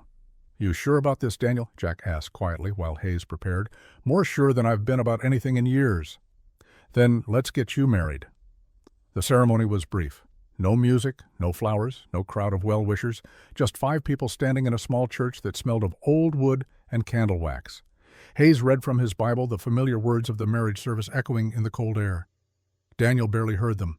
All his attention was on Ayanna standing beside him, her hand small and warm in his. "Do you, Daniel James Mackenzie, take this woman to be your lawfully wedded wife? To have and to hold from this day forward, for better or worse, for richer or poorer, in sickness and in health, to love and to cherish till death do you part?" Daniel's throat was tight. He thought about Margaret, about the vows he'd made to her 17 years ago, wondered if she would approve of this. Then he heard her voice in his memory clear as day. "Don't let your conscience borrow trouble. It cannot repay." "I do," he said. Hayes turned to Ayanna. "And do you take this man to be your lawfully wedded husband, to have and to hold from this day forward, for better or worse, for richer or poorer, in sickness and in health, to love and to cherish till death do you part?" Ayanna looked up at Daniel. Her eyes were bright, whether with tears or hope he couldn't tell. "I do." "Then by the power vested in me, I now pronounce you husband and wife. Daniel, you may kiss your bride." This was it, the moment that would seal everything. Daniel leaned down slowly, giving Ayanna every chance to pull away. She didn't. Instead, she rose to meet him, and their lips touched in a kiss that was gentle and tentative and full of promise. When they pulled apart, Ruth was wiping her eyes. Jack was grinning. Hayes looked satisfied. "Congratulations," the Reverend said. "May God bless your union and give you strength for the road ahead." They signed the marriage certificate, Ruth and Jack adding their signatures as witnesses. Hayes filled in the date. January 4th, 1877. The ink was still wet when Daniel folded the paper carefully and tucked it into his coat. This was their armor now, this piece of paper and the vows they'd spoken. Not much to stand against Clayton Hargrove's money and influence, but it was something. It was hope. Outside the church, Ruth hugged Ayanna tightly. "You take care of each other," she said. "And if you need anything at all, you come find me." "Thank you," Ayanna said softly, "for everything." Jack shook Daniel's hand. "I meant what I said before. You need help, you call on me. I still remember how to shoot straight." "I hope it doesn't come to that." "So do I. But hoping and preparing are 2 different things." Daniel and Ayanna rode back to the ranch in the early afternoon, the winter sun already beginning its descent toward the mountains. Neither spoke much, but there was a new awareness between them, a sense that something fundamental had shifted. They were married now, husband and wife, bound together by law and God and their own choices, for better or worse. When they arrived home, Daniel helped Ayanna down from the horse. His hands lingered on her waist, perhaps a moment longer than necessary. She didn't pull away. "So," Daniel said, suddenly awkward, "I suppose we should discuss sleeping arrangements." Ayanna raised an eyebrow. "We are married now. Is it not customary for married people to share a bed?" "Yes, but I don't want to assume. If you'd rather keep separate rooms, that's fine. This marriage can be whatever you need it to be." She studied him for a long moment. Then, with deliberate care, she reached up and touched his face. "I did not marry you to sleep alone, Daniel Mackenzie." His breath caught. "You're sure?" "I am sure." That night they held each other in the darkness, listening to the wind howl outside. No words needed, just presence, just the quiet understanding that they'd chosen each other, not out of desperation, but out of hope. "Thank you," Ayanna whispered against his chest, "for choosing me." Daniel tightened his arms around her. "Thank you for choosing me back." In the warmth of that small cabin, 2 broken souls began the slow work of becoming whole. Outside, the Wyoming night pressed close. Somewhere in town, Clayton Hargrove was plotting. Judge Webb was preparing his courtroom. Forces were gathering for the confrontation that was coming. But for tonight, none of that mattered. Tonight there was only Daniel and Ayanna, husband and wife, facing an uncertain future with the only certainty that mattered. They had each other, and that would have to be enough. Part 5. The Last Stand. The courthouse summons sat on the table like a coiled snake. January 5th, tomorrow. Daniel stared at it while sharpening his knife, the rhythmic scrape of steel on whetstone filling the cabin with ominous music. Ayanna moved quietly around the kitchen preparing supper. They'd been married for 24 hours, but the weight of what was coming pressed down on their brief happiness like a stone. "We could run," she said, suddenly breaking the silence. Daniel looked up. "What? We could leave tonight, ride west to California or north to Canada, disappear where Hargrove cannot reach us. That would make me a fugitive. You too. Better a fugitive than dead." Daniel set down the knife and whetstone. crossed to where she stood by the stove. He took her hands in his, feeling how cold they were despite the heat from cooking. "I spent 4 years running from life," he said quietly. "Hiding here, letting the world pass me by. I'm done running. Whatever happens tomorrow, we face it standing up, even if it means losing. Even then, because some things are worth losing for." Ayanna searched his face looking for doubt or fear. She found only determination. After a moment she nodded. "Then we stand together. Together." They ate dinner in tense silence, venison stew that Ayanna had spent all afternoon preparing, rich with herbs and root vegetables. It was delicious, but Daniel could barely taste it. His mind was already in that courtroom running through scenarios, calculating odds. None of them were good. After supper, there was a knock at the door. Sharp. Urgent. Daniel's hand went immediately to his Colt. He moved to the window and looked out. Jack Sullivan stood on the porch along with 3 other men Daniel recognized. All of them were armed. Daniel opened the door cautiously. "Jack, we need to talk. Can we come in?" Daniel glanced at Ayanna. She nodded. He stepped back, letting the 4 men enter. They filed in, bringing cold air and the smell of horses. Besides Jack, there was Tom Crawford, a rancher from the next valley over, Marcus Webb, no relation to the judge who worked as a blacksmith, and young Samuel Garrett, barely 20, whose grandfather Ayanna had helped. "What's this about?" Daniel asked. Jack spoke first. "We heard about tomorrow, about Hargrove trying to use the court to take your wife. Word travels fast. It does in small towns, especially when rich men are abusing power." Jack paused. "We're here to offer our support. All of us have reasons to stand against Hargrove. Tom lost his water rights when Hargrove bought the land upstream. Marcus has been trying to unionize the miners, and Hargrove's been threatening him. Samuel's family owes their lives to your wife." Tom Crawford spoke up, his voice gruff. "Point is, Hargrove's been pushing folks around for too long, using his money and influence like a club. We're tired of it." "And you think standing with me will change that?" Daniel asked. "Maybe, maybe not, but at least we'll have tried." Daniel felt something loosen in his chest. He'd been prepared to face this alone, had accepted it. But having allies, having people willing to stand beside him, that changed the equation. "I appreciate this," he said, "more than you know. But you understand what you're risking. Hargrove doesn't forgive. He doesn't forget. If you stand with me tomorrow, you make him your enemy." Marcus smiled grimly. "He's already our enemy. We're just finally doing something about it." They talked for another hour, making plans. Not strategies for the courtroom where the outcome was already decided, but preparations for what might come after. Because none of them believed Judge Webb would rule fairly, and none of them believed Hargrove would accept the marriage certificate without a fight. "If he sends men to the ranch," Jack said, "you'll need backup. I'll position myself in the tree line. Tom, you take the north ridge, Marcus the south approach. Samuel, you're the youngest and fastest. You ride circuit, keep watch, raise the alarm if you see trouble." Daniel started to protest, but Jack cut him off. "You saved my life at Shiloh, Daniel. Carried me 3 miles with a bullet in your own leg. I've owed you for 15 years. Let me pay that debt." "You don't owe me anything?" "The hell I don't. Besides, this ain't just about you anymore. It's about whether men like Hargrove get to run roughshod over decent folks just because they've got money. It's about drawing a line." After they left, Daniel stood at the window watching their silhouettes disappear into the darkness.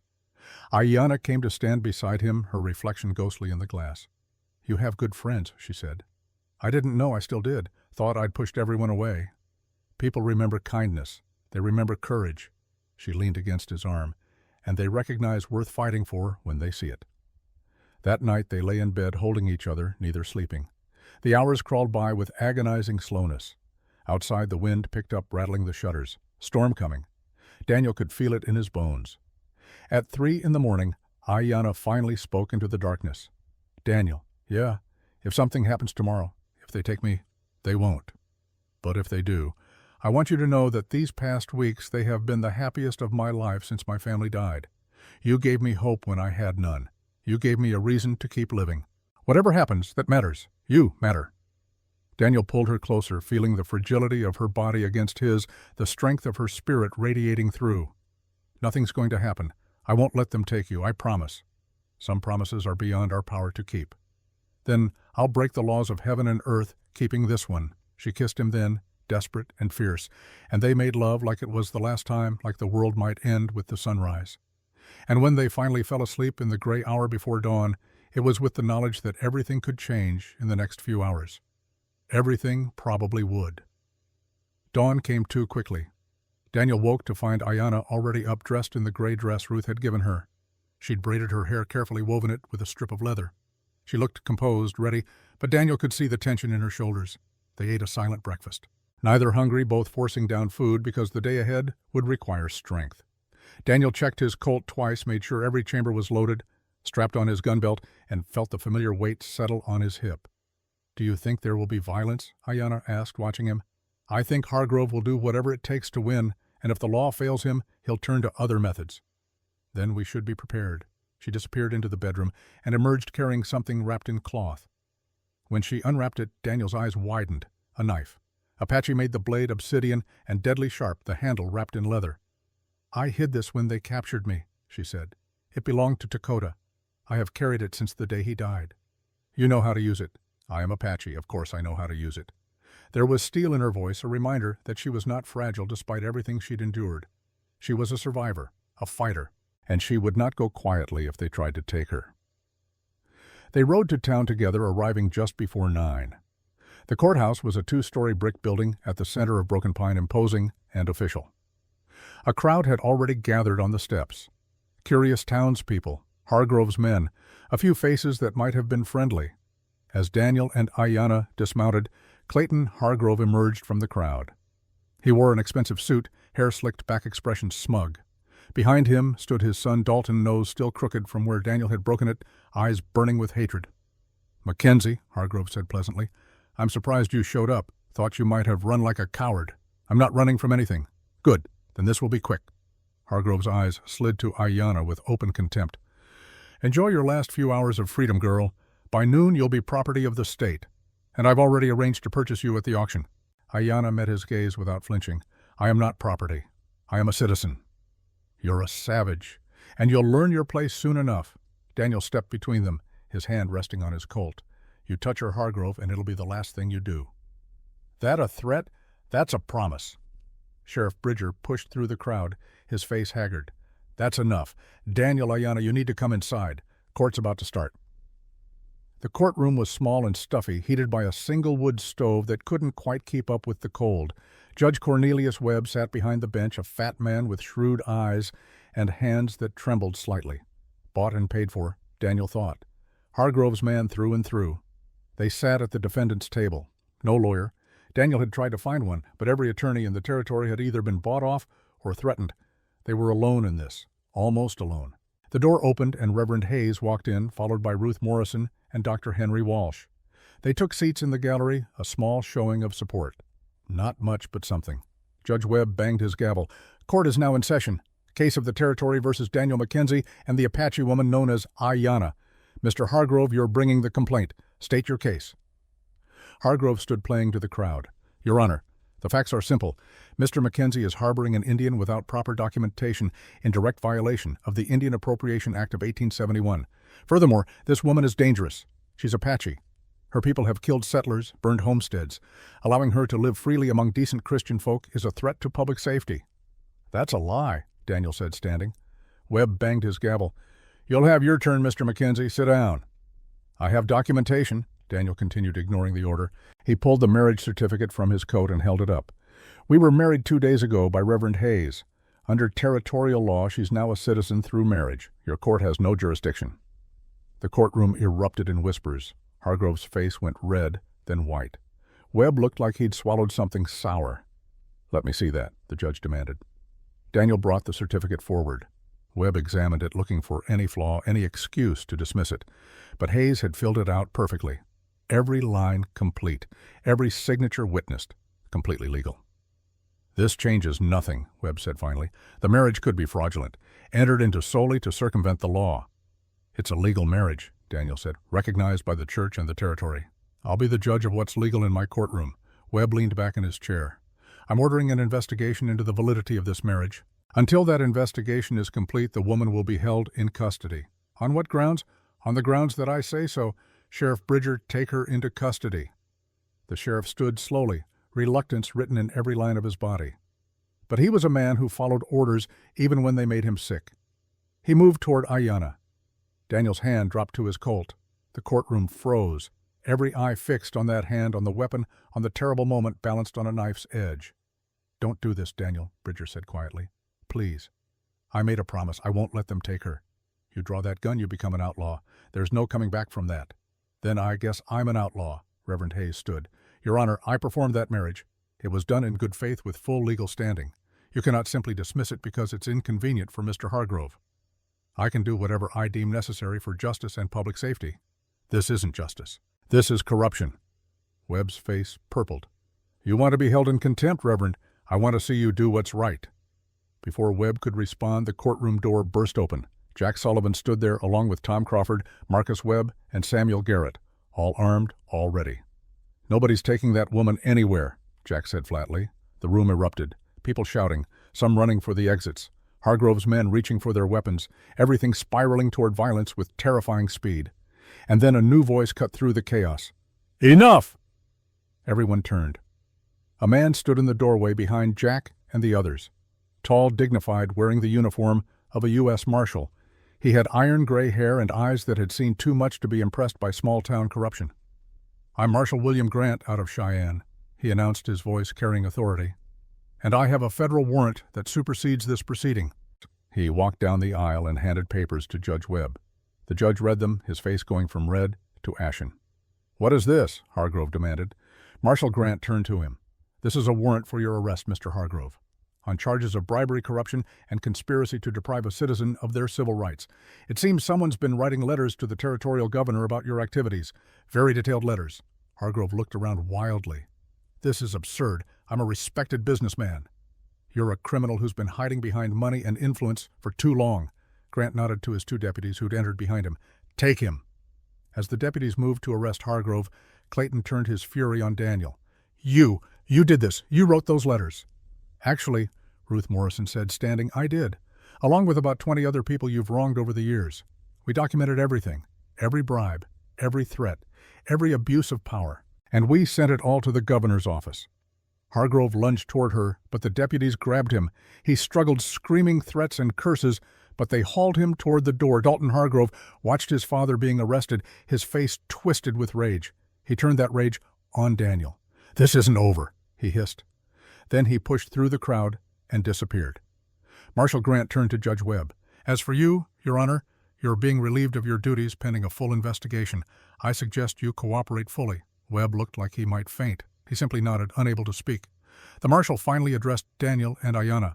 Your marriage is legal and recognized. No one has the authority to separate you or question Mrs. Mackenzie's citizenship. You're free to go. The courtroom had gone silent. Then slowly applause started, first from Ruth, then from the others who'd supported Daniel, then from townspeople who'd been too afraid to speak up before, but now found their courage. Daniel pulled Ayanna close, hardly able to believe it. They'd won. Against all odds, against corruption and power and hate, they'd actually won. It's over, he whispered into her hair. Is it? She asked softly. And in that moment, Daniel saw movement through the courtroom window. Dalton Hargrove mounting a horse, looking back at the courthouse with murder in his eyes.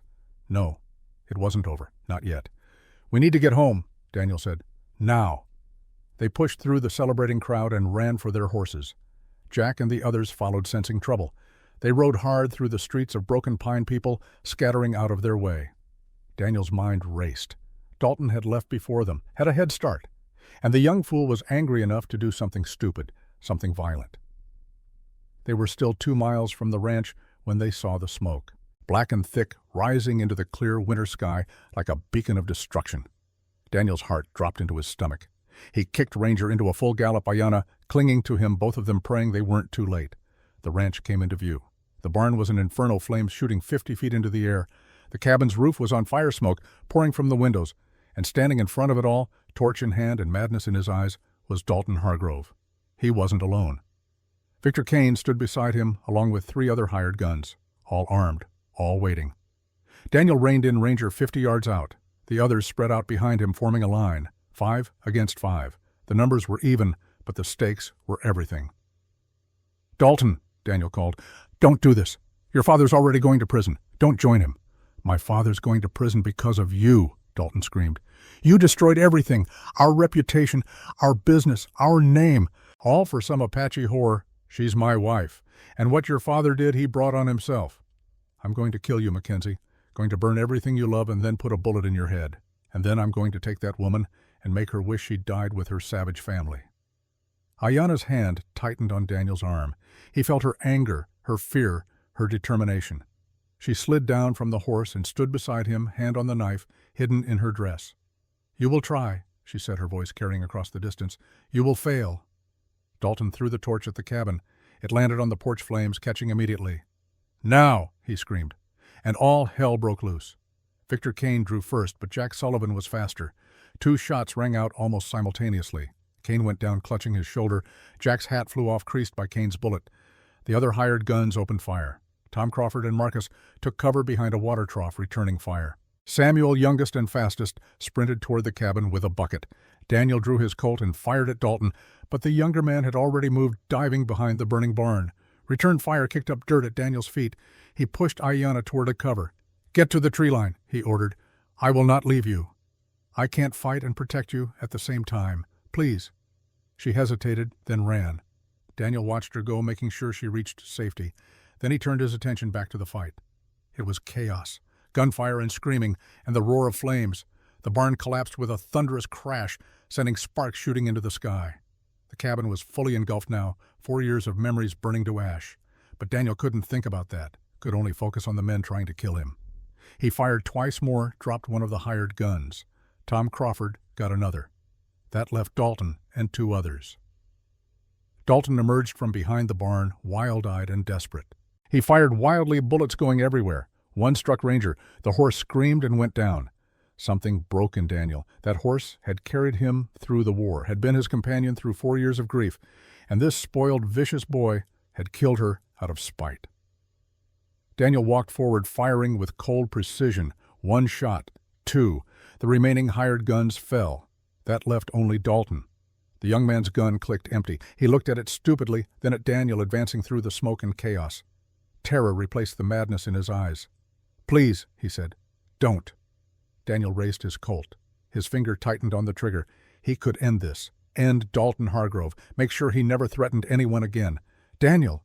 Ayanna's voice, soft but clear. He turned. She stood at the edge of the clearing, smoke swirling around her like a ghost. "He is beaten," she said. "You do not need to kill him. He deserves it." "Yes, but you are not a murderer." "Do not become one now." Daniel looked back at Dalton, cowering on the ground, looked at his burning home, his dead horse, everything destroyed. But Ayanna was right. Killing Dalton wouldn't bring any of it back, would only make Daniel into something he'd hate. He lowered the gun. "Get out of here," he told Dalton, "and if I ever see you again, I won't be so merciful." Dalton scrambled to his feet and ran, disappearing into the trees. The fight was over. Marshal Grant examined the bodies. Victor Kane had bled out from his shoulder wound, too far from help. The other hired guns were either dead or would hang for murder and arson. Justice swift and final. Victor Kane and the other hired guns were dead or wounded. The fire still burned, but Samuel had managed to save part of the cabin. The barn was gone completely. Daniel walked back to where Ranger had fallen. The horse was still alive, but barely. Blood pooled beneath her. Her breathing was labored and wet. He knelt beside her, placed a hand on her neck. "Easy, girl, easy." Her eyes found his, trusting, loyal to the end. Daniel drew his Colt one more time, put the barrel to her head. "Thank you," he whispered, "for everything." He pulled the trigger. The sound echoed across the valley. Final and terrible. An ending. Ayanna came to stand beside him, tears on her cheeks.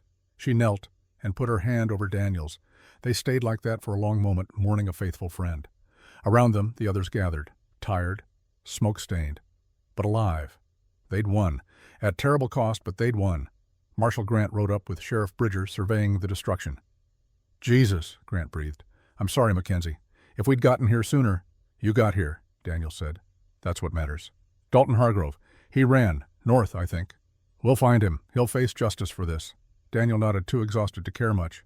Justice felt hollow when everything you owned was ash and smoke. But then Ayanna squeezed his hand, and he realized he was wrong. He hadn't lost everything. The things that truly mattered were still here, still standing. He had Ayanna. He had friends. He had his life and his freedom and his honor. The rest could be rebuilt. Part 6. Forever Home. 6 months had passed since the fire. Spring had come to Wyoming, melting the snow and painting the valley in shades of green and gold. Wildflowers dotted the meadows purple and yellow against the new grass. The air smelled of pine and earth and possibility. Daniel stood in front of the newly rebuilt barn hammer in hand, admiring the work. It wasn't fancy, but it was solid. Straight walls, strong roof doors that hung true. Better than the old one in some ways, built with help from friends who'd given their time freely, asking nothing in return. The cabin had been rebuilt larger this time, 2 bedrooms instead of 1. A real kitchen with a proper stove that Ruth Morrison had insisted they needed. Windows with glass instead of oiled paper. It looked like a home instead of just a place to wait out the days. Footsteps behind him. Daniel turned to see Ayanna approaching, carrying a basket covered with cloth. She wore a simple blue dress, one she'd sewn herself from fabric Tom Crawford's wife had given her. Her hair was loose today, falling past her shoulders in dark waves. The scars on her neck had faded to thin white lines, barely visible unless you knew to look. She was beautiful. More so every day as health and happiness replaced the haunted look she'd worn when he first found her in that cage. "You are supposed to be resting," Daniel said, though he smiled as he said it. "I have rested enough. I brought you lunch." She set the basket down on a newly built fence post. "And I wanted to see the progress." "Almost done. Another week and we can move the horses in." They'd bought 2 new horses with money from the territorial government compensation for the destruction caused by the Hargroves. Not much, but enough to start rebuilding. A mare named Copper and a gelding called Dusty. Good animals, steady and reliable. Ayanna unwrapped the basket, revealing fresh bread cheese and cold chicken. They sat together on the grass, eating in comfortable silence. This had become their ritual.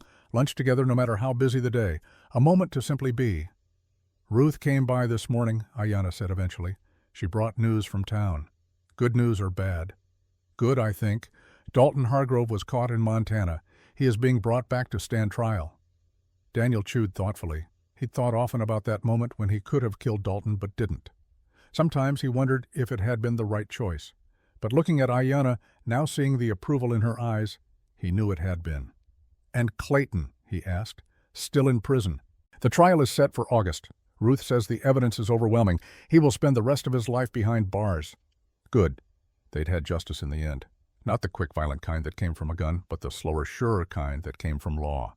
It felt better this way, cleaner, like they'd won without becoming what they fought against. "There is other news," Ayanna said, and something in her tone made Daniel look up. She was smiling a secret kind of smile that made his heart skip. "Dr. Walsh came with Ruth." "Are you sick?" "You should have told me." "I am not sick." Her smile widened. "I am pregnant." The world stopped. Daniel stared at her, unable to process the words. "Pregnant, a baby?" "Their baby." "You're certain?" "Dr. Walsh is certain. He says the child will come in December when the snow is deep." She took his hand and placed it on her stomach, still flat, but somehow different now that he knew. "We are going to have a family, Daniel Mackenzie." Emotion crashed over him like a wave. Joy and terror and wonder all mixed together. He thought about Margaret, about James, about the family he'd lost and never thought he'd have again, about the cruelty of losing them and the miracle of being given a second chance. "A baby," he said, his voice rough. "We're having a baby." "Yes." He pulled her close and kissed her, tasting salt, realized he was crying, didn't care, let the tears fall because they were happy tears, healing tears, the kind that washed away old grief and made room for new joy. When they finally pulled apart, Ayanna was crying too. "Are you happy?" she asked. "Happy doesn't begin to cover it." He pressed his forehead to hers. "Terrified, grateful, overwhelmed, but yes, incredibly happy." "Me too. I did not think I would ever feel this way again. After losing Kaya and Nayeli, I thought that part of my life was over. But now we get to start again, build something new from everything we've lost." They sat there for a long time, holding each other, letting the news settle. A child, new life born from the ashes of the old. It felt like the universe finally balancing its scales. That evening, they rode into town to share the news. Ruth Morrison cried and hugged them both. Dr. Walsh gave stern instructions about Ayanna's health. Reverend Hayes blessed them, and a promise to baptize the child when it came. Even the townspeople who'd been wary of Ayanna 6 months ago now offered congratulations. She'd won them over slowly, treating their ailments with her herbal medicines, helping birth babies, sitting with the dying. They'd seen her kindness, her skill, her humanity. The fear had faded, replaced by respect. Jack Sullivan bought them drinks at the saloon, though Ayanna only had water. "To new beginnings," he toasted, "and to the best damn couple I know." They drank. They laughed. They celebrated. And for the first time since coming to Broken Pine, Daniel felt like he truly belonged. Not just tolerated, but welcomed. Part of something larger than himself. As they rode home under a canopy of stars, Ayanna leaned back against Daniel's chest. "Do you think about them?" she asked quietly. "Margaret and James, every day. Does it make you sad to think of starting a new family?" Daniel considered the question. A year ago the answer would have been yes, would have felt like betrayal to even imagine replacing what he'd lost. But time and love had softened the sharp edges of grief. "No," he said. "I think they'd be happy for us. Margaret wanted me to live, not just exist. And this, what we have, this is living. I think about Dakota and my daughters too. Wonder what they would think of you, of this life." "What do you think they'd say?" "Dakota would say you are a good man, a worthy husband. Kaya and Nayeli would have loved you. You are gentle with small things, patient. They would have followed you everywhere asking questions." Daniel's throat tightened. "I would have liked that." "And this baby," Ayanna continued, her hand on her stomach, "I think they would be happy. There will be a child to carry forward, to remember them through stories and love. We'll tell this baby about all of them, James and Kaya and Nayeli, Margaret and Dakota. They'll know they come from love even if that love came with loss." "Yes, that is good." They reached the ranch and settled the horses for the night. Inside the cabin, Daniel built up the fire while Ayanna prepared tea from herbs she'd gathered. They sat together in the warmth, talking about the future, names for the baby, whether it would be a boy or a girl, how to prepare the second bedroom as a nursery, small domestic conversations that felt precious because they were choosing them together. "If it is a boy," Ayanna said, "I would like to name him James Dakota, to honor both our sons who came before. And if it's a girl, Margaret Kaya, for the same reason." Daniel felt his eyes burning again. They would have liked that, all of them. "I hope so." As the night deepened, they moved to the bedroom, made love slowly, carefully aware of the new life growing between them. Afterward, Ayanna fell asleep with her head on Daniel's chest, one hand still resting on her stomach. Daniel lay awake, listening to her breathe, thinking about the journey that had brought them here, from a cage and $8 to this moment, from strangers to husband and wife, from broken souls to people learning how to be whole again. It wasn't perfect. They still had nightmares sometimes, still carried scars, visible and invisible, but they had each other. And now they'd have a child. A family built not on forgetting the past, but on honoring it while moving forward. He thought about the iron collar buried deep beneath the oak tree, about the marriage certificate framed and hanging in the cabin, about the friends who'd stood with them when it mattered, about justice served and love found, and second chances freely given. Life was strange, brutal and beautiful in equal measure. You could lose everything and still find reasons to keep going, could be broken beyond repair and still somehow heal. He kissed the top of Ayanna's head and closed his eyes. Tomorrow they'd continue rebuilding, would work the land, tend the animals, prepare for the baby coming, would live the quiet, ordinary life they'd fought so hard to have. And it would be enough, more than enough. It would be everything. 3 years later, December 1880. Snow fell softly on the Mackenzie Ranch, blanketing everything in white silence. Inside the cabin, warmth and noise and life. Margaret Kaya Mackenzie, 2 years old, sat on the floor near the fireplace playing with wooden blocks her Uncle Jack had carved. She had her mother's dark eyes and her father's stubborn chin. Her hair was black as midnight, braided with the same careful precision Ayanna used on her own. In the rocking chair by the window, Ayanna nursed their second child, James Dakota Mackenzie, 6 months old, fat and healthy and content. He'd been born in late summer during a thunderstorm, coming into the world with a lusty cry that announced his intention to be heard. Daniel stood at the stove, attempting to make supper without burning it. Cooking was not his strength, but Ayanna was tired, and he wanted to give her rest. The venison was probably overcooked and the potatoes definitely lumpy, but it was edible, mostly. A knock at the door interrupted his culinary struggles. He opened it to find Ruth Morrison standing there, arms full of packages. "Merry early Christmas," she announced, bustling inside. "I couldn't wait until tomorrow." Margaret squealed and ran to Ruth, who scooped her up with practiced ease. "Hello, little one. My, you've grown." "She's gotten too big to carry," Ayanna said, smiling, but she does not believe it yet.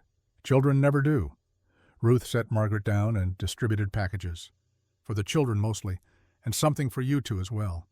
They opened gifts like a real family. Warm socks Ruth had knitted, a new dress for Ayanna, a shirt for Daniel, toys for the children that would be loved and broken and treasured. After Ruth left, promising to return for Christmas dinner the next day, they sat together in the peaceful cabin. Margaret had fallen asleep on the floor surrounded by her new toys. James was content in his mother's arms, making small baby noises. "Happy?" Daniel asked Ayanna. "Very. You, more than I ever thought possible." It was true. The ranch had prospered. They'd added cattle, expanded the fields, made enough to live comfortably, if not richly. But the real wealth was this: family, love, peace. Ayanna's clinic had grown too. People came from 50 miles around seeking her remedies. She'd trained 2 younger women in her techniques, passing on knowledge her mother had given her.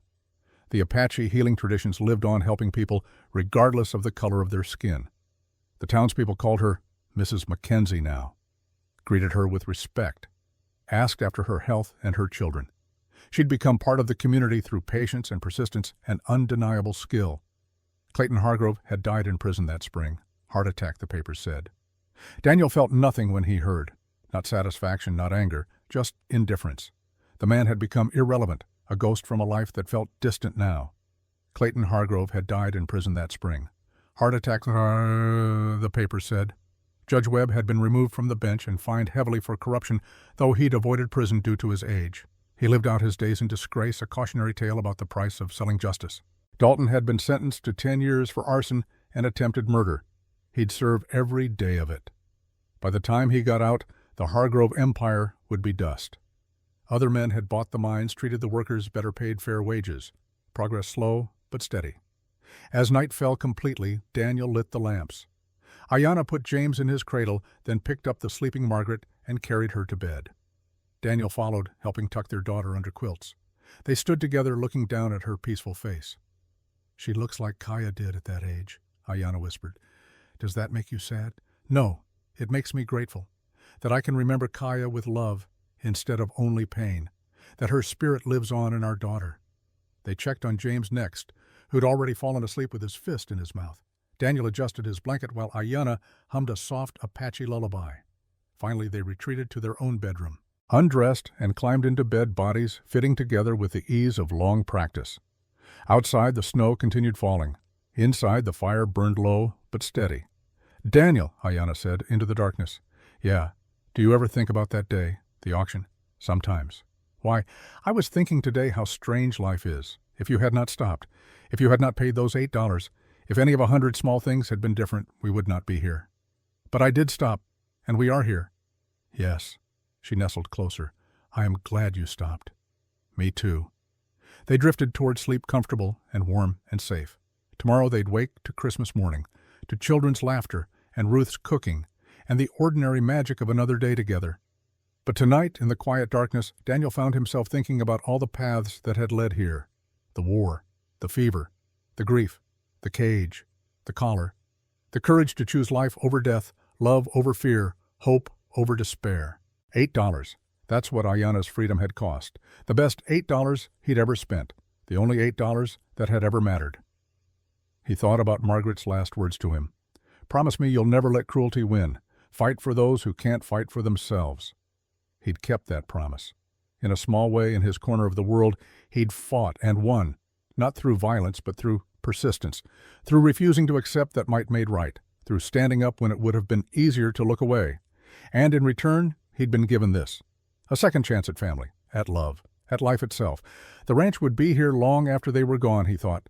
Their children would inherit it, their grandchildren. Generation after generation, built on the foundation of 2 people who'd refused to give up, who'd chosen each other when the world said they shouldn't, who'd built a home from ashes and hope. That was the legacy they'd leave.